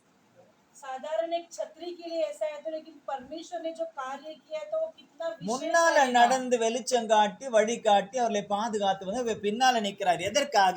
அவங்களை விட்டு விலகி போவதற்காக அல்ல. அவர் பின்னே நிற்பது சத்துருக்கள் பின்தொடரக்கூடாது என்பதற்காக. आगे रहकर मेघ का छाव देकर उन्हें दिशा दिखा के चला रहा था, अभी पीछे आकर छतरी पकड़कर उन्हें சத்துருக்களுக்கு இப்ப அந்தகாரமா இருக்கிறது. शत्रुओं के लिए अंधकार बना. அந்த அந்தகாரத்தினாலே கர்த்தருடைய பிள்ளைகள் அவங்களுக்கு கண்ணுக்கு தெரியல. वो अंधकार में परमेश्वर के बच्चे उनके नजर में नहीं दिखा. ஹல்லேலூயா. இப்ப அப்படியே இருக்கு. अब वैसे ही நல்லா है. இமேஜின் பண்ணிக்கங்க, அப்படியே இருக்கு. So imagine करके இப்ப மோசேக்கு கட்டளை கொடுக்கறாரு, अभी मूसा को आगे இப்ப நீ கடலை பிளந்துட்டு போ. अब समुद्र को 2 भाग करके चले जा. எப்படி? कैसे? கோலை நீட்டு. आपके हाथों का छड़ी को आगे கோலை நீட்டுறாரு. छड़ी को आगे करता கர்த்தர் है. கீழ்காற்றை வீச பண்ணுகிறார். परमेश्वर एक आवाज से செங்கடல் இரண்டாக பிளக்கிறது, लाल समुद्र 2 भाग होता है. இரண்டாக ஒதுங்குகிறது, 2 में हट जाता है. வெட்டாந்தரை உண்டாகிறது. बीच में रास्ता खुलता है. ஹலோ, இந்த மாதிரி கூகுள் மேப் எல்லாம் எங்கேயும் பார்க்க முடியாது. ऐसे गूगल मैप आप कहीं नहीं देख सकते हो. இந்த மாதிரி சேட்டலைட் எல்லாம் எங்கேயும் பார்க்க முடியாது. सैटेलाइट आप कहीं भी नहीं देख இந்த सकते மாதிரி हो. எந்த விஞ்ஞானியாலையும் செய்ய முடியாது. ऐसे कोई विज्ञान नहीं कर सकता है. எனக்கு சில விஷயங்கள்லாம் நான் சிலதெல்லாம் வரும். இங்கே 4 சக்கரத்துல தரையில ஓடும், அது கடல் வந்துச்சோடனே கடல்ல வந்து மிதக்கிற போட் மாதிரி ஆயிடும். அப்படித்தான் போகுது. சில விஷயங்கள்லாம் கண்டுபிடிப்பெல்லாம் பார்க்க முடியுது. रास्ते पे 4 चक्र पे चलेगा और समुद्र आएगा तो सब उड़ने लगेगा, वैसा बोट भी बना ஆனா है. எப்படி நடந்து போறாங்களோ அப்படியே வழி காட்டுவதற்கு வேண்டிய ஒரு மார்க்கம் मनुष्य கர்த்தரை தவிர வேறு யாராலும் இதுவரையிலும் கண்டுபிடிக்க முடியவில்லை. कैसे मनुष्य चल के गए, वैसे वो समुद्र के बीच में भी चलने के लिए परमेश्वर ने मार्ग बनाया, वैसे कोई नहीं कर सकता है. அல்லேலூயா, हालेलुया. அல்லேலூயா, அல்லேலூயா. எதுக்கு இந்த அல்லேலூயா? பிரிஸ்கா இருக்கிறதுக்கு தான். கர்த்தருடைய வார்த்தையை தீவிரமாய் கேட்பதற்காக. ये हालेलुया जागरूक रहने के लिए और परमेश्वर का वचन अच्छे से இப்ப सुनने இவங்களுக்கு के लिए. अंधகாரம், அதனால பக்கத்துல சேர முடியல. ये अंधकार था, इसके लिए वो मिस्र की அவங்களுக்கு வெளிச்சம் அங்க வழி காட்டுறாரு, பாதையை கொடுக்கறாரு. उन्हें रास्ता அவங்க दिखाया. பாட்டு போய்கிட்டே இருக்காங்க. वो लोग अपने हिसाब से आगे चल रहे थे. இந்த பக்கம் பார்த்தாலும் தண்ணி நிக்குது மதில் போல, यहाँ पे भी देखो तो पानी है, இந்த பக்கம் பார்த்தாலும் தண்ணி நிக்குது மதில் போல. इस बाजू देखेंगे तभी पानी है. சில இடத்துல கடலுக்குள்ள வந்து என்ன போட்டிருக்காங்கம்மா, மீனெல்லாம் பார்க்கலாம். உள்ள போயிட்டு நடப்பாத மாதிரி போட்டு ஒரு குறிப்பிட்ட அளவுக்கு தான், ஃபுல் கடல்ல இல்ல. ஆமா, ஏதோ ஒண்ணு போட்டு அங்க அந்த மீனெல்லாம் வந்து அந்த இதுல பார்க்க, அந்த கண்ணாடி கூண்டுக்குள்ள நம்ம இருக்கலாம், அது வந்து பார்க்க. அந்த மாதிரி கண்ணாடி கூண்டெல்லாம் இல்ல, தண்ணி அப்படியே இந்த பக்கமா நிக்குது, இந்த பக்கம் நிக்குது, மீனெல்லாம் எட்டி பார்க்க. कई जगह से बनाया है कि कांच से बनाया है, बांगड़ा अंदर पात्र जाके कौन? देख सकते हैं कि मच्छी यहाँ से भी आता है, वहां से भी आता है, मच्छियों को देख सकते हैं. என்னென்ன மீனெல்லாம் பார்த்திருக்கேன், எட்டி பெரிய பெரிய மீனெல்லாம் பார்த்திருக்கேன். बड़े बड़े मच्छियों को भी हमने देखा है. ஏதாவது ஒரு மச்சி பேர் தெரியுமா உங்களுக்கு? தெரியாதான். பொடி மீன்ல இருந்து பெரிய மீன் வரலாம் பார்த்திருக்கோம், எட்டி பார்த்திருக்கோம். छोटा मच्छी से लेकर बड़े வந்துட்டு मच्छी வந்துட்டு तक வளைஞ்சு देखा வளைஞ்சு है. போயிருக்கும். आकर घूमते हुए फिरते हुए चला இவ்வளோ जाएगा. ஜனங்க நம்ம நடுவுல எங்க போறாங்க? इतने लोग हमारे बीच में से कैसे அது जाते हैं? யோசித்து இருக்கும். वो सोचा भी होगा. இவ்வளவு நாள் நம்ம தான் இப்படி அப்படிமா ஓடிக்கிட்டு இருந்தோம், இப்ப நமக்கு நடுவுல ஒரு பிளப்பு இருக்கு, இவங்க நிறைய பேர் நடந்து போய்கிட்டு இருக்காங்க, நாம இப்ப அவங்கள வேடிக்கை பாக்குறோம். நாமெல்லாம் தொட்டில வச்சு மீனை பாக்குறோம்ல, மீன் இப்ப 2 சைடு வந்து நம்மள பாக்குது. वो लोग सोचते रहेंगे मच्छी लोग की इतना दिन से हम लोग यहाँ वहाँ खेलते थे, अब हमारे बीच से कैसे ये लोग जा रहे हैं करके. இப்ப யாருக்கு எக்ஸிபிஷன் அது? अभी நமக்கா மீனுக்கா? एग्जीबिशन हो गया. இப்ப யார் தொட்டிக்குள்ள இருக்கிறது, மீனா நாமலா? நாமலா அதுவா? அது கடல்ல இருக்கிறது அந்த தொட்டிக்குள்ள வச்சா அதுக்கு நமக்கு அது எக்ஸிபிஷனு. இப்போ கடலுக்குள்ள நாம இருக்கிறோம், 2 பக்கமும் அது பாக்குது. இப்ப அதுதான் நம்ம ஆச்சரியமா பாக்குது. ஓ, இவங்க தான் மனுஷர்கள் போல இருக்குது, இவங்க தான் ஜெயந்தி சிஸ்டர் போல இருக்குன்னு தெரியுமா? அதுக்கு தெரியாது தெரியாது தெரியாது. நமக்கு ஏன்னா நமக்கே சாப்பிடுற மீன் பேரே தெரிய மாட்டேங்குது, அப்புறம் மீனுக்கு எங்க தெரிய போகுது? वो समुद्र के बीच में चलने वाले इंसानों को मच्छी देखकर मच्छी को लगेगा कि वो एग्जीबिशन है करके. அந்த மேக தூணிலும் அக்னி தூணிலும் இருந்து கர்த்தர் செய்யக்கூடியதான அந்த கிரியைகளை பாருங்கள். वो आग के खंबा और वो मेघ के खंबे को देखो. நம்மை பின்தொடர்ந்து வரக்கூடிய சத்ருவன் நம்மை நெருங்காதபடிக்கும் அது காக்க கூடியதாய் இருக்கிறது. हमारे पीछे जो आता है वो शत्रु भी हमें हमला न करने के लिए वो அப்படி हमारे சத்ருவின் लिए கிரியைகள் संभाले நமக்கு விரோதமாய் கடந்து வரும் பொழுது रहता है। जब शत्रु की क्रिया हमारे विरोध में उठता है அவர் சத்ருவுக்கு அந்தகாரத்தை वो கொடுக்கின்றார், शत्रु को अंधकार देता है, நமக்கோ வெளிச்சத்தை கொடுத்து பாதையும் காண்பிக்கின்றார். हमारे लिए उजाला देख के मार्ग दिखाता வழி है। இல்லாத இடத்துல வழியை திறந்து கொடுக்கின்றார். मार्ग नहीं है फिर भी उसके बीच में मार्ग தடை बनाता என்று है। அந்த இடத்துல அதை தடைகளை நீக்கி அந்த இடத்துல ஒரு அதிசயத்தை செய்கின்றார். जहाँ रुकावट आता है वो रुकावट को हटा के वहाँ पे अद्भुत कार्य करता है। அல்லேலூயா, हालेलुया, அல்லேலூயா, हालेलुया, அல்லேலூயா. हालेलुया। இதே அக்கினியில இருந்துதான், यही अपनी இதே அக்கினி ஸ்தம்பம், இதே அக்கினி மேகத்துல இருந்துதான் आग के मेघ में से தேவன் மோசேயோடும் கூட பேசினார். परमेश्वर ने मूसा से बात किया। மோசே மலை மேல ஏறின பொழுது जब मूसा पहाड़ की ओर चढ़ा அந்த மலை முழுவதும் என்னாச்சு தெரியுமா? वो पहाड़ क्या हुआ? அக்னியாய் பற்றி எறிந்ததாம். आग से जलने लगा। அதே போல மேகமும் மூடி இருந்தது. तभी वो मेघ से बंद हुआ था।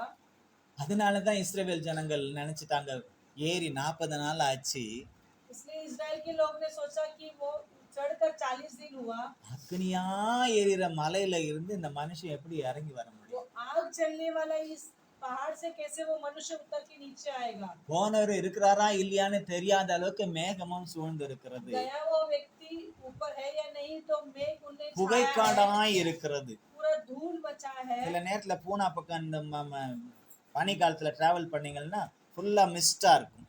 कई समय ठंडी में अगर पूना के जाने के समय में आप यात्रा करोगे तो पूरा ठंड से वो ஃபுல்லா छाया அப்படியே रहेगा, புகையாய் இருக்கும். पूरा वो धूप छाया रहेगा। அதே மாதிரி மழை காலத்துல போனீங்கன்னா மழை மேகம் அப்படியே சூழ்ந்து இருக்கும். बारिश के समय जाएगा तो மேகத்துக்குள்ள बारिश தான் का நம்ம मेघ போவோம். उधर छाया रहेगा, ட்ரெயின் மேகத்துக்குள்ள தான் போகும். वो मेघ के अंदर से ट्रेन चलता रहेगा। அப்படிதான் இங்க காணப்படுகிறது. वैसे ही यहाँ पे चलता है।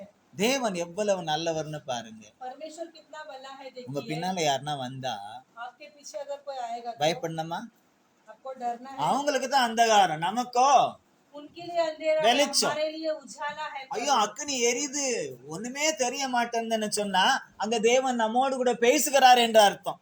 आग जल रहा है कुछ नहीं दिख रहा है, मतलब परमेश्वर आप அது மோசேக்கு தெரிந்தது, वो केवल मूसा जानता கீழே है। இருந்தவங்களுக்கு தெரியல, नीचे जो रहता है वो மேல नहीं पता இருந்தவங்களுக்கு தெரிந்தது. है। जो पहाड़ पे அப்ப रहते हैं நம்முடைய उनको पता எண்ணங்கள் चला। எல்லாம் எப்பொழுதும் மேன்மையாக இருக்க வேண்டும். हमारे विचार जो है वो உலக सब பிரகாரமான ऊपर रहना है। எண்ணங்கள் நம்மளிடத்திலிருந்து விலகி போக வேண்டும். संसार की विचार हमारे अंदर से निकाल देना है। அல்லேலூயா. हालेलुया। எப்ப பாரு உலகத்தையே நினைச்சுக்கிட்டு இருந்தா அங்க அக்னியிலையும் மேகத்திலையும் தேவன் இருந்து பேசுறது நம்மளால கேட்க முடியாது. हमेशा हम संसार की विचार में रहेगा तो वो आग और मेघ के अंदर रहने वाला वो महसूस नहीं कर पाएंगे हम। நம்ம மொபைல் கூட கொஞ்சம் அக்னியோடும் மேகத்தோட இருந்தா நல்லது.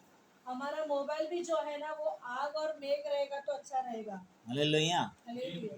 ஏன் कारण அதுல क्या है? என்னெல்லாம் பேசுறோம், वो क्या क्या बात करता है, எப்படி எல்லாம் பேசுறோம், वो कैसे बात करता है। மணிக்கணக்கா பேசுறோம். हम घंटे घंटे बात தேவனோட करते हैं। பேசுறோம், क्या हम परमेश्वर से बात करते हैं யார் கூட क्या? பேசுறோம்? हम किससे बात करते हैं? உலகத்தோடு, உலகத்தில் உள்ளவர்களோடு, அதுவும் கர்த்தருடைய பிள்ளைகளோடு கூட பேசுறது இல்ல, உலகத்தாரோடு கூட மணிக்கணக்கா பேசுறோம். கர்த்தருடைய வார்த்தைகளை குறித்து பேசல, ஏதேதோ பேசுறோம், நாமளே அழிவுக்கு உண்டாகிறோம். संसार के लोगों से बात करते हैं, परमेश्वर से नहीं। घंटे भर बात करते, संसार के लोगों से बात करके हम नष्ट हो जाते हैं। பேசி பேசி பேசி பேசியே சண்டை வந்துருது, बात करके करके झगड़ा होने लगता பேசி है। பேசி பேசியே நடக்க வேண்டிய கல்யாணம் எல்லாம் நின்னு போகுது. बात करके करके जो शादी विवाह होना रहता है वो भी टूट जाता அந்த है। மாதிரி 2 கல்யாணம் நின்னு போச்சு. ऐसे 2 विवाह टूट गया। 2 கல்யாணம் எனக்கு தெரிஞ்சு 2 கல்யாணம் பேசி அவங்களுக்கு மொபைல் நம்பரை வாங்கிக்கிட்டாங்க. யாரும் கொடுக்கல, நம்ம யாரும் கொடுக்கல, அவங்களே வாங்கிக்கிட்டாங்க. வாங்கி பேசி பேசி பேசி அவங்களே கெடுத்துக்கிட்டாங்க. मोबाइल नंबर लेकर बात करके करके उन्होंने अपना विवाह को तोड़ दिया। இதுல பெரியவங்க யாருக்குமே சம்பந்தம் கிடையாது. इसमें बड़े लोग को किसी को भी संबंध नहीं था। அந்த பெண்ணையும் மாப்பிள்ளையும் காட்டினவங்களுக்கும் சம்பந்தம் கிடையாது. जो दूल्हा दुल्हन को दिखाया था उनको ஆனா भी कोई கோபம் संबंध யார் नहीं। மேல வருது? लेकिन गुस्सा किसके ऊपर आता है? அவர் தானே காட்டினார். इन्होंने ही दिखाया था ना। காட்டத்தான் செய்வோம். हम सिर्फ दिखा ही सकते हैं। நீங்க பேசிக்கிட்டீங்க, आप लोग ने बात किया, ஒருத்தர் அண்டர்ஸ்டாண்ட் பண்ணிக்குவீங்கன்னு பார்த்தா एक दूसरे से आप संबंध मिला लेंगे। கல்யாணத்துக்கு முன்னாலேயே முரட்டு காலையா இருந்தா எப்படி? शादी के पहले हम जिद से लड़ाई झगड़ा करेंगे तो ஒண்ணு காளையா இருந்தா ஒண்ணு பசுவா இருக்கணும்ல. இருக்கணுமா வேண்டாமா? एक बहुत क्रोधित रहेगा तो एक शांत होना चाहिए। ஆனா இன்னைக்கு எல்லா தன்மைகளும் மாறி போச்சுங்க. நீங்க लेकिन आजकल सब வருத்தப்பட்டாலும் बदल பரவாயில்ல. गया। आप இன்னைக்கு दुख होगा பெண்களுடைய तो भी தன்மையே चलेगा। மாறி போச்சு. எல்லாமே காளையா போய்கிட்டு இருக்கு. आप सब लड़कियों का विचार अभी बदल गया। காளைங்கெல்லாம் எனக்கு பசுவா போயின்னு இருக்கு. लड़का लोग का विचार भी अभी बदलने लग गया। வேற வழி இல்லை. दूसरा मार्ग नहीं है। ஜெண்டரே மாறி போகுது. अभी लिंग जो है वो सब சரீரத்துல बदल இல்ல, गया। குணத்துல. शरीर में नहीं, अपने गुण के குணத்துல अनुसार। இன்னைக்கு பெண்கள் பெண்மை இல்லாமல் இருக்கிறார்கள். गुण में आप स्त्रियां अभी आपके இதை கேட்டு என்ன गुण नहीं திட்டினாலும் रहा। பரவாயில்ல. और सुन के डांटे ஆனால் तो भी கொஞ்சம் चलेगा। நிதானித்து பாருங்க. लेकिन अपने आप பெண்களுக்கு को என்று சில सोच के देखिए। விசேஷித்த குணம் இருக்குது. ரொம்ப அது மென்மையானது. स्त्रियों के लिए एक गुण है, वो बहुत महत्वपूर्ण है। ஒரு பூ எப்படியோ அதே போல மென்மையானவள் என்று தான் பெண்களை சொல்றாங்க. एक फूल के तरह एक स्त्रियों का विचार है। ஆனா எனக்கு எல்லாமே இரும்பு ராடா இருக்கு. लेकिन वो फूल के तरह नहीं, अभी लोहे की तरह बदल गया है। அடிச்சா தாங்க முடியல. मारेगा तो नहीं सहन सकता है। ஏன் தான் எலும்புல இருந்து படைச்சாருன்னு தெரியாது. அவரே குற்றப்படுத்துற மாதிரி இருக்குது. क्यों रीढ़ की हड्डी से बनाया नहीं पता, लेकिन हम उन्हें दोषी ठहराते हैं। கழுதையின் தாடை எலும்பை எடுத்து 3000 பேரை கொன்னான். யாரு? गधे की रीढ़ की हड्डी से 3000 लोगों को मारा था। யாரு? தாவீதா? சிம்சோனா? யாரு? சரி, அடுத்த வாரம் தெரிஞ்சுட்டு வந்து சொல்லுங்க. अगले हफ्ते आके बताइए कौन मारा था। வேதத்தை வாசிக்கிறீங்களா? अब வேதத்தை शास्त्र को வாசிக்கிறீங்களா? पढ़ते हैं क्या? டெய்லி வாசிக்கிறீங்களா? எத்தனை அதிகாரம் வாசிக்கிறீங்க? இந்த வருஷம் யாரும் முழுசா வேதத்தை நான் வாசிக்கலன்னு சொல்லக்கூடாது.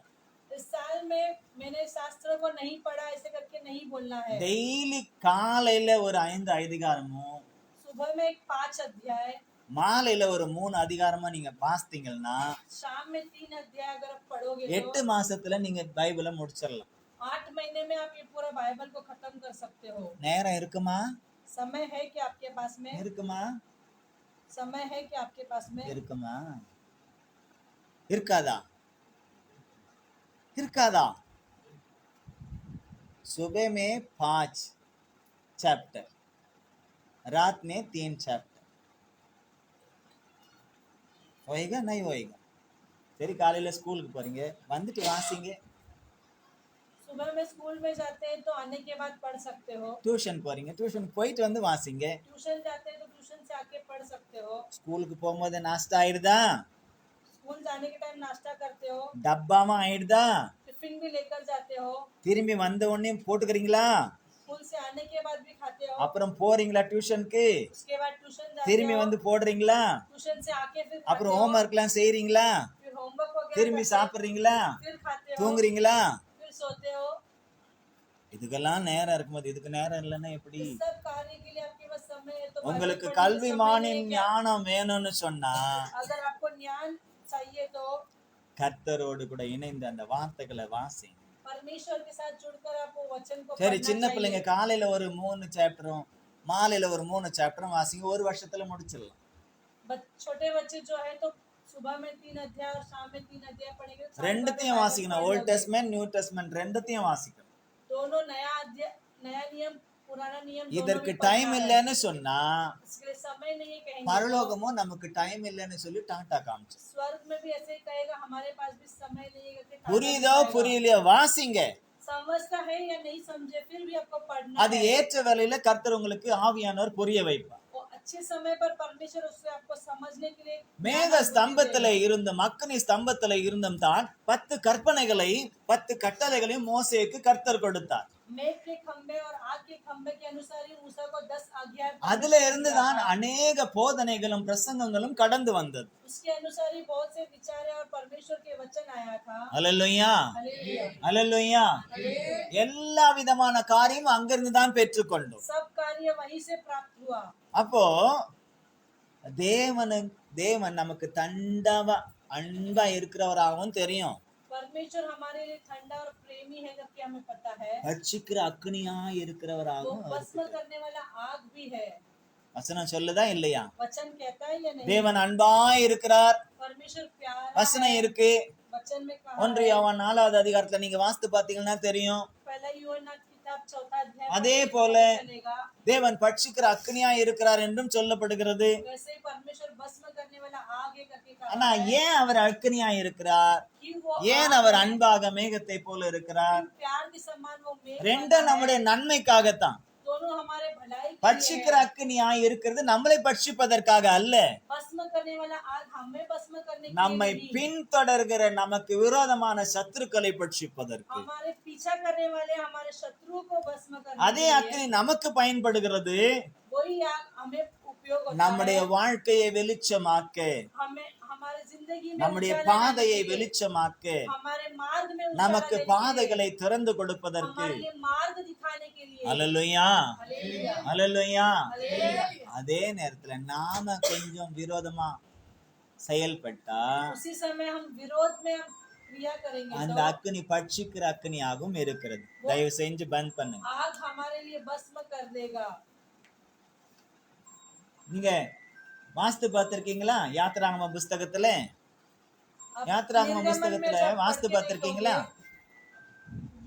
देखोगे, எகிப்துல இருந்து புறப்பட்ட சில பேரை मिस्र से जो निकल के आए वो लोग அவங்க வந்து தேவனுக்கு விரோதமாய் முறுமுறுத்து மோசேக்கு விரோதமாய் கிரியை செய்த பொழுது उनके विरोध में आकर जब मूसा के विरोध में कुड़कुड़ाने लगे, அக்கினி இறங்கி பட்சித்ததுன்னு நீங்க வாசித்திருக்கீங்களா இல்லையா? आग उतर के आके उन्हें भस्म किया, ऐसा आपने पढ़ा है या नहीं? ஒரே ஒரு காரியத்தை சொல்றேன். एक ही कार्य को मैं बताता हूँ। தேவன் அருமையான போஜனத்தை கொடுத்தார். தேவ தூதர்கள் சாப்பிடுற மன்னாவை கொடுத்தார். परमेश्वर ने अच्छा भोजन दिया था दूतों के लिए। अच्छा கொஞ்ச நாள் भोजन நல்லா दिया था। இருந்துச்சு. थोड़ा दिन अच्छा நல்லா लगा, இருக்கு நல்லா இருக்கு நல்லா இருக்குன்னு சாப்பிட்டாங்க. अच्छा है करके वो लोग ने அதுக்கப்புறம் खाया। அவங்களுக்கு ரொம்ப அது அருவருப்பா போச்சு. ஓயாம இதையே கொடுக்கிறார். उसके बाद उन्हें वो कंटाल आने लगा कि रोज கவனிங்க. क्या खाएंगे करके। இப்ப அழுறாங்க, எல்லாரும் அழுதாங்களாம், பெரியவங்க சின்னவங்க எல்லாரும் அழுதாங்களாம் அவங்க அவங்க छोटों வீட்டு से முன்னாடி. बड़े तक सब लोग रोने लगे। ஒருத்தர் இல்லங்க, एक जन नहीं, 20 லட்சத்துக்கு மேலானவங்களும் அழுதாங்களாம். 20 लाख के ऊपर के लोग रोने लगे। என்ன கேட்டு அழுதாங்க? क्या पूछ के रोने लगे? இன்னைக்கு சண்டே, आज संडे है, இன்னைக்கு கொஞ்சமாவது மட்டன் வேணும், आज थोड़ा तो भी मटन चाहिए, கொஞ்சமாவது சிக்கன் வேணும். थोड़ा तो भी चिकन இன்னைக்கு चाहिए। ஏஞ்சலுக்கு பர்த்டே, आज एंजल का बर्थडे है, மம்மி பிரியாணி பனானேக்கா. मम्मी बिरयानी बनाने का घर पे। பாரு அவ சிரிக்கிறா. இல்லன்னா தாத்தா பாட்டி இருக்காங்க, செஞ்சு கொடுங்க. नहीं तो नाना नानी है वो बना के देंगे।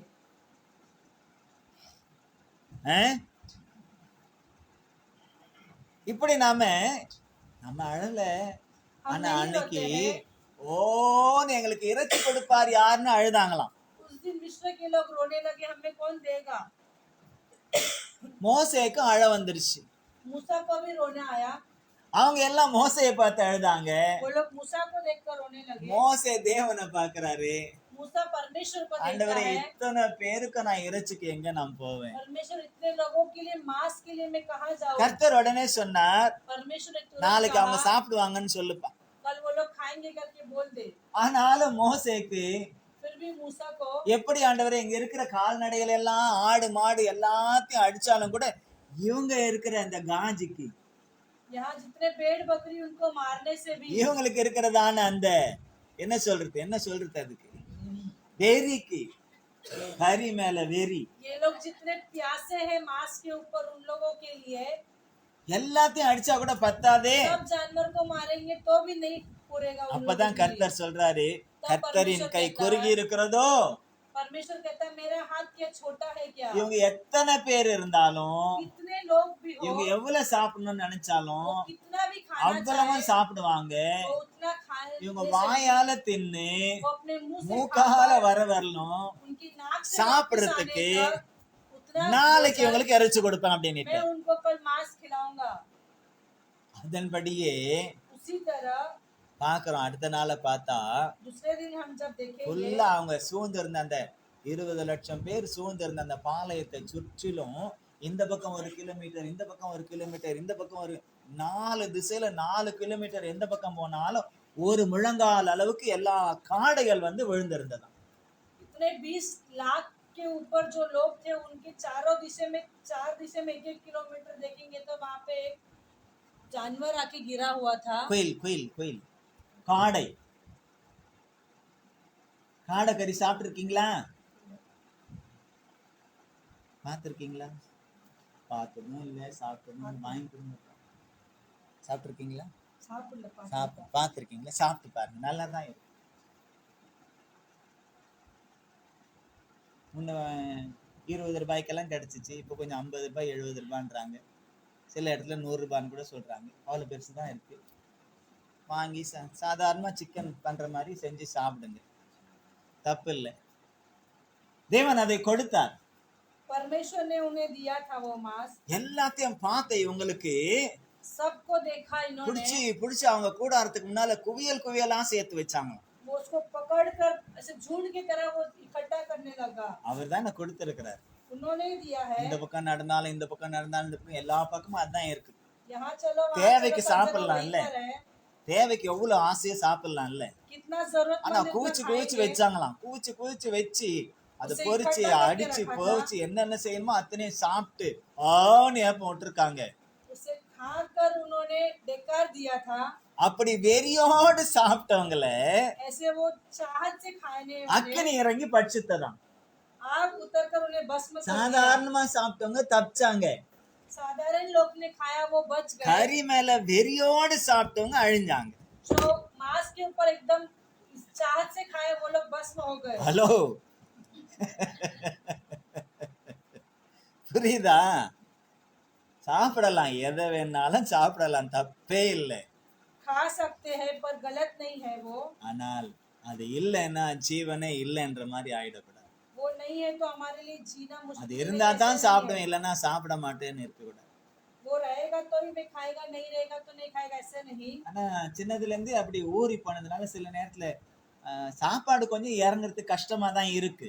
बचपन से ऐसे खाया, इसके लिए खाने का समय थोड़ा कठिन ஆனாலும் होता है, அதை நாம் மேற்கொள்ள வேண்டும். लेकिन उससे हमें ऊपर पार करके आना है। அதற்கு வேண்டிய கிருபைகளை கர்த்தர் கொடுக்கிறவராய் இருக்கிறார். उसके लिए अनुग्रह परमेश्वर देगा। அல்லேலூயா, हालेलुया, அல்லேலூயா. हालेलुया। அப்போ இந்த மேக ஸ்தம்பமும் அக்னி ஸ்தம்பமும் நமக்கு பாதுகாப்பை மாத்திரமல்ல, நமக்கு வழிகாட்டுதலை மாத்திரமல்ல, வெளிச்சத்தை கொடுப்பது மாத்திரமல்ல, நிழலை கொடுப்பது மாத்திரமல்ல, நம்மளுக்கு வழி நடத்துவது மாத்திரமல்ல, நம்மோடு கூட தேவன் பேசுவதற்கும் உதவி செய்கிறது. ये मेघ का खंबा, आग का खंबा हमारे लिए केवल मार्ग में चलाने के लिए, उजाला देने के लिए और छाया बरसाने के लिए नहीं, वो हमारे से बात करने के लिए भी है। அந்த வார்த்தைகள் கட்டளைகளாய் கற்பனைகளாய் நமக்கு கடந்து வந்தது. जो वो बात जो किए थे वो वाचा के अनुसार हमारे लिए முதல் आज्ञा முதல் दिया था। அந்த அக்னியில இருந்தும் वो அந்த आग में மேக से ஸ்தம்பத்தில இருந்தும் वो நமக்கு मेघ में கொடுக்கப்பட்டது पहला शब्द जो दिया है हमारे लिए, கட்டளை தான், வாக்குதத்தம் அல்ல. आज्ञा ही हमारे लिए दिया था। ஆனால் அதுல அந்த 10 கற்பனையிலும் ஒரு கற்பனையிலே ஒரு வாக்குதத்தமும் சேர்ந்து கொண்டது. वो 10 आज्ञा में एक वाचा भी है। அதுல நமக்கு விசேஷமான ஒரு ஆசீர்வாதம் இருக்கிறது. उसमें हमारे लिए एक विशेष आशीर्वाद அது भी है। சிறியவர்கள்ல இருந்து பெரியவர்கள் வரைக்கும் எல்லாருக்குமே அதுல ஆசீர்வாதம் वो இருக்கு. छोटों से लेकर बड़े तक सबके लिए आशीर्वाद அது है। என்ன கற்பனை தெரியுமா? वो क्या वाचा है, என்ன கட்டளை தெரியுமா? वो क्या आज्ञा है? தெரிஞ்சவங்க சொல்லுங்க பார்க்கலாம்.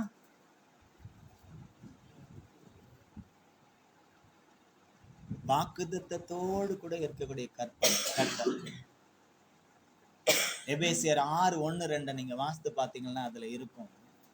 इफिसियों की किताब 6 अध्याय पहला वचन में आप जब पढ़ोगे, சீக்கிரமா எடுத்தவங்க வாசிங்க பார்க்கலாம். எபேசியரே புதிய ஏற்பாட்டுல தேடுங்க, பழைய ஏற்பாட்டுல தேடாதீங்க. பிள்ளைகளே, இங்க பிள்ளைகளேன்றவங்க யாரெல்லாம் பிள்ளைகள்? வாசிக்கிறவங்களும் ஒருத்தருக்கு பிள்ளைகள் தான். அவங்களுக்கும் பிள்ளைகள் இருக்கு, அந்த பிள்ளைகளுக்கும் பிள்ளைகள் இருக்கு. ஆமென், அல்லேலூயா. 4 தலைமுறை நல்லா இருக்கும், இன்னும் கூட வளரும். வாசிங்க. பிள்ளைகளே, உங்கள் பெற்றோருக்கு கர்த்தருக்குள் கீழ்ப்படியுங்கள், இதுதான் நியாயம். உனக்கு நன்மை உண்டாயிருப்பதற்கும் பூமியிலே உன் வாழ்நாள் நீடித்திருப்பதற்கும் உன் தகப்பனையும் தாயையும் உன் தாயையும் கணம் பண்ணுவாயாக கனம் பண்ணுவாயாக என்பதே வாக்குத்தத்தமுள்ள முதலாம் வாக்குதத்தமுள்ள முதலாம் கற்பனையா இருக்கிறது. வாசி. हे बालकों, प्रभु में अपने माता पिता के आज्ञाकारी बनो, சொன். क्योंकि यह उचित है। अपनी माता और पिता का आदर कर, यही पहली आज्ञा है, जिसके साथ प्रतिज्ञा भी है कि तेरे भला हो और तू धरती पर बहुत दिन जीवित रहे। போத்தின் ஆயுசு நாட்களை நமக்கு கொடுக்கக்கூடியது இந்த கற்பனை. बहुत दिन देता है हमारे लिए ये ஆனா இந்த आज्ञा। கற்பனையை மீறதான் பிசாசு ரொம்ப பிரச்சனையை கொடுக்கும். ये आज्ञा को नष्ट करने के लिए शैतान हमारे लिए बहुत समस्या அப்பா लेकर அம்மாவுக்கு आता है। கீழ்ப்படிறது தான் எனக்கு பெரிய கஷ்டமாவே இருக்கு பிள்ளைகளுக்கு. माँ बाप को आज्ञा का पालन करना ही बच्चों लोग के लिए बहुत அது कठिन சின்ன बात है, பிள்ளைங்களுக்கும் அப்படிதான் இருக்கு, பெரிய பிள்ளைங்களுக்கும் அப்படிதான் இருக்கு. चाहे वो छोटा बच्चा हो या बड़े बच्चे हो। ஆமென். எங்க அப்பா இல்லப்பா எங்க அம்மா இல்லப்பா தப்பிச்சுக்கிட்டேன் அப்படின்னு சொல்லலாம் சில பேர், நானும் சேர்ந்து.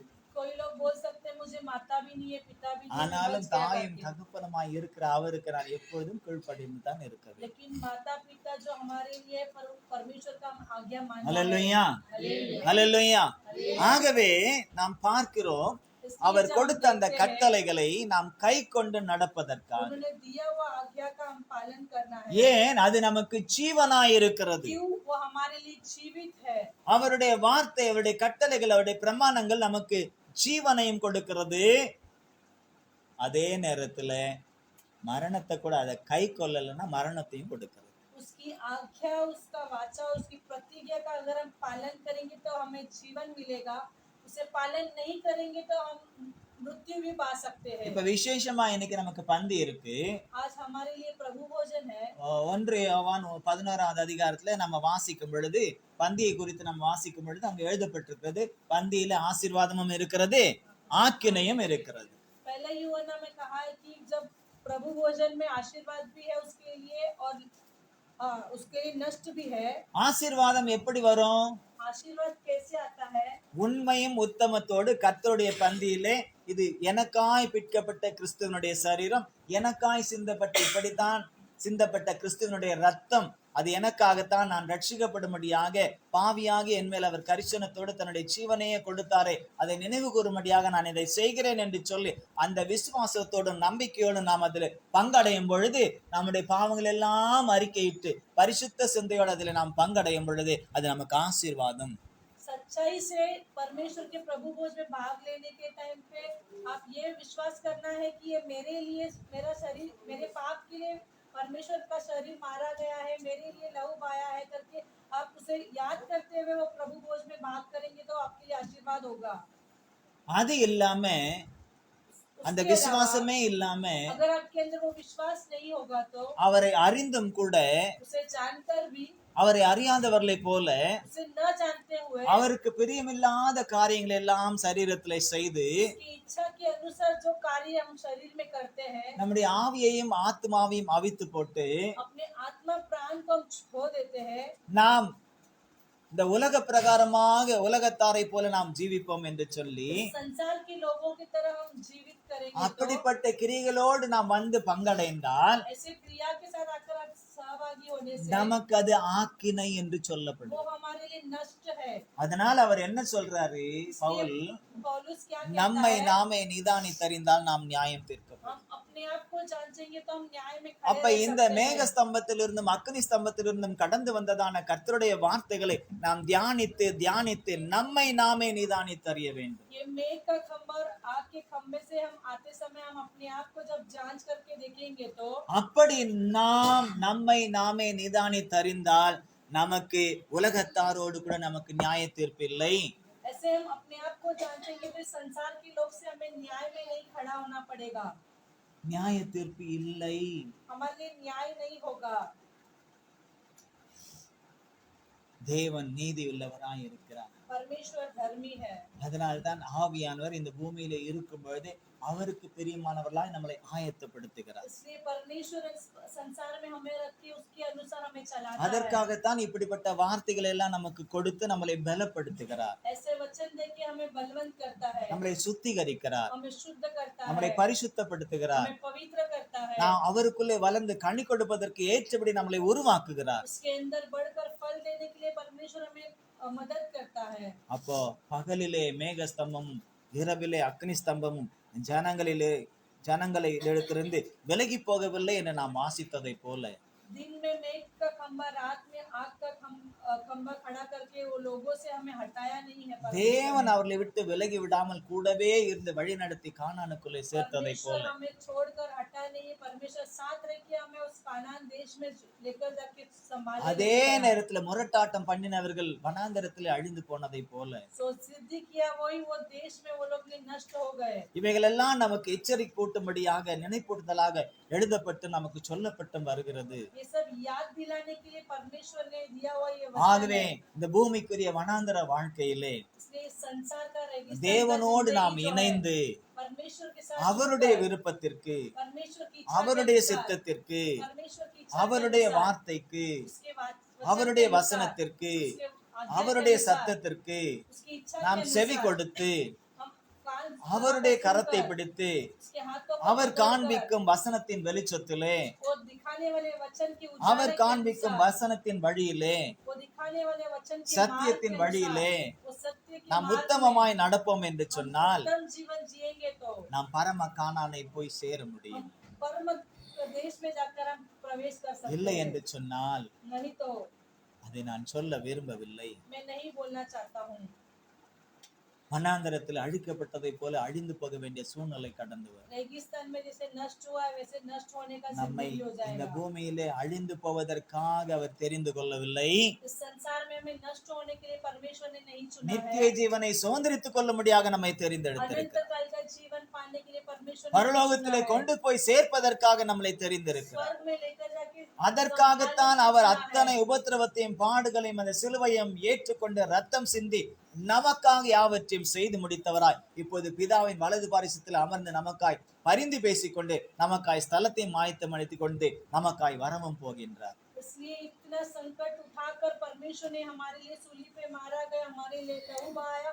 अब इस स्वर्ग पहुंचकर परमेश्वर के दाहिने और बैठकर हमारे लिए स्थल तैयार कर रहा है परमेश्वर। அந்த இடத்திலே நாம் இருக்க வேண்டும் என்று அவர் விரும்புகிறார். उस स्थान पर हम रहना है करके यीशु चाहता है। அதற்காகத்தான் பரிசுத்த ஆவியானவர் நமக்கு மேகத்தை போலும் அக்னியை போலும் கூடவே இருந்து நம்மளை நடத்தி கொண்டு इसलिए வருகிறார். पवित्र आत्मा हमारे साथ मेघ और आग के सब खंभा बनकर हमारे साथ நம்மை रहकर விட்டு चलाता है। விலகாமல் அவர் இருக்க வேண்டும். हमें छोड़कर कभी नहीं चलता है। அவரை துக்கப்படுத்தக்கூடியதான எந்த காரியத்தை நாம் செய்யக்கூடாது. उसे दुख पहुंचाने वाला कोई कार्य हम नहीं करना அவர் है। என்ன சொல்லுகிறார் அதற்கு அப்படியே கீழ்ப்படிந்து நாம் நடப்போம் என்று वो சொன்னார். क्या कहना चाहता है उसे हमें आज्ञा का पालन करके இந்த चलना है। பந்தியும் நமக்கு ஆசீர்வாதமாய் இருக்கும். ये प्रभु भोज भी हमारे लिए आशीष பரலோகமும் நாம் போய் சேர்ந்து அவரோடு கூட அவருடைய நாமத்தை நாம் மகிமைப்படுத்த हम முடியும். स्वर्ग पहुंचकर हम परमेश्वर के नाम की महिमा ஆகவே करना है। அன்றைக்கு இஸ்ரவேல் ஜனங்களோடு இருந்ததை போல उस दिन इजराइल के देश के लोगों के साथ रहा हुआ परमेश्वर, பரிசுத்த ஆவியான தேவன் இன்றைக்கு நம்மோடும் இருக்கிறார். पवित्र आत्मा परमेश्वर हमारे साथ भी இதை है। நாம் உணர்ந்து ये हम महसूस करते हुए வழியிலே இந்த வனாந்திர வாழ்க்கையில அவரை நாம் துக்கப்படுத்தாமல் इस रेगिस्तान की जिंदगी में हम चलते समय उसे चोट அவர் न சொல்லுகிற पहुंचाते हुए, வார்த்தைக்கும் வசனத்திற்கும் சத்தியத்திற்கும் நாம் கீழ்ப்படிந்து उन्होंने दिया वो वचन और आज्ञा का पालन நாம் कर ஒப்பு கொடுத்து நாம் ஜீவிப்போம். हम अपने आप को समर्पित करके जीवन जीना है। ஆவியும் மனவாட்டியும் வா என்கிறார்கள், आत्मा का दुल्हन आ कहता है, கேட்கிறவனும் வா என்பானாக என்ற வார்த்தையின்படியே जो सुनने वाला है वो भी आ कहना है। நம்மை பரலோகத்திற்கு கொண்டு போய் அவர் சேர்க்க ஆயத்தமாய் இருக்கிறார். तभी वो स्वर्ग में लेके जाने के लिए वो तैयार है। நாமும் அவரோடு இணைந்து ஆயத்தப்படுவோம். हम भी उनके साथ जुड़कर तैयार होना है। பந்திக்கும் ஆயத்தப்படுவோம். हम प्रभु भोज के लिए भी तैयार கர்த்தர் होना உங்களை है। ஆசீர்வதிப்பாராக. परमेश्वर आपको आशीष நாம் करे। எல்லாரும் முழங்காலிலே நிற்போம். हम सब अपने घुटने में आकर பரலோக பிதாவே, स्वर्गीय पिता, நீர் கொடுத்த உமது சத்தியத்திற்காக நன்றி. अपने दिया हुए सत्य के लिए आपको धन्यवाद இஸ்ரவேல் हो। ஜனங்களோடு நீர் மேக ஸ்தம்பமாய் அக்னி ஸ்தம்பமாய் இருந்து எவ்விதமாய் நடத்தினீர் என்பதை எங்களுக்கு விளக்கி கொடுத்திருக்கிறீர். इस्राएल के लोगों के साथ रह के कैसे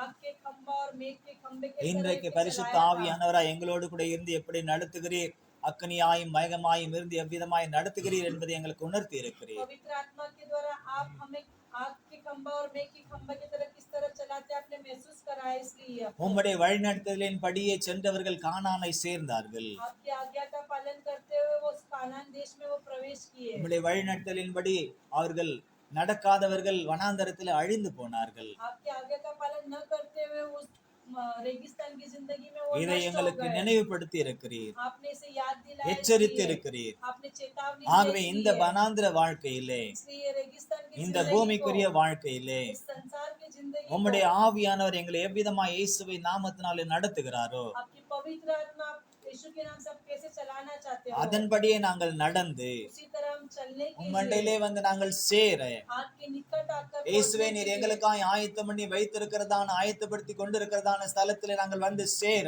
परमेश्वर अपने तैयार करके रखा, तैयार कर रहे उस ताल पर आके हम पहुंचने के लिए, நீர் வரும் நாளை எதிர்நோக்கி நாங்கள் காத்திருக்கிறோம். आप आने वाले उस दिन को हम चाहत से इंतजार कर रहे हैं। அதுவரையிலும் தொடர்ந்து பரிசுத்த ஆவியானவர் எங்களை நடத்தும்படியா எங்களை तब ஒப்புக் तक கொடுக்கிறோம். पवित्र आत्मा हमारे साथ रहकर हमें चलाइए, நாங்கள் உம்மோடு இருக்க எங்களுக்கு அனுகிரகம் செய்யும். आपके साथ रहने के लिए आप अनुग्रह कीजिए, நீரும் எங்களோடு இரும். आप भी हमारे साथ रहिए। இயேசுவின் நாமத்திலே எங்களை சமர்ப்பணம் செய்கிறோம் எங்கள் ஜீவனுள்ள நல்ல பிதாவே. यीशु के नाम से हम समर्पित करते हैं पिता, ஆமென். आमीन। ஹல்லேலூயா, ஹல்லேலூயா, ஹல்லேலூயா. கர்த்தர் உங்களை ஆசீர்வதிப்பாராக. परमेश्वर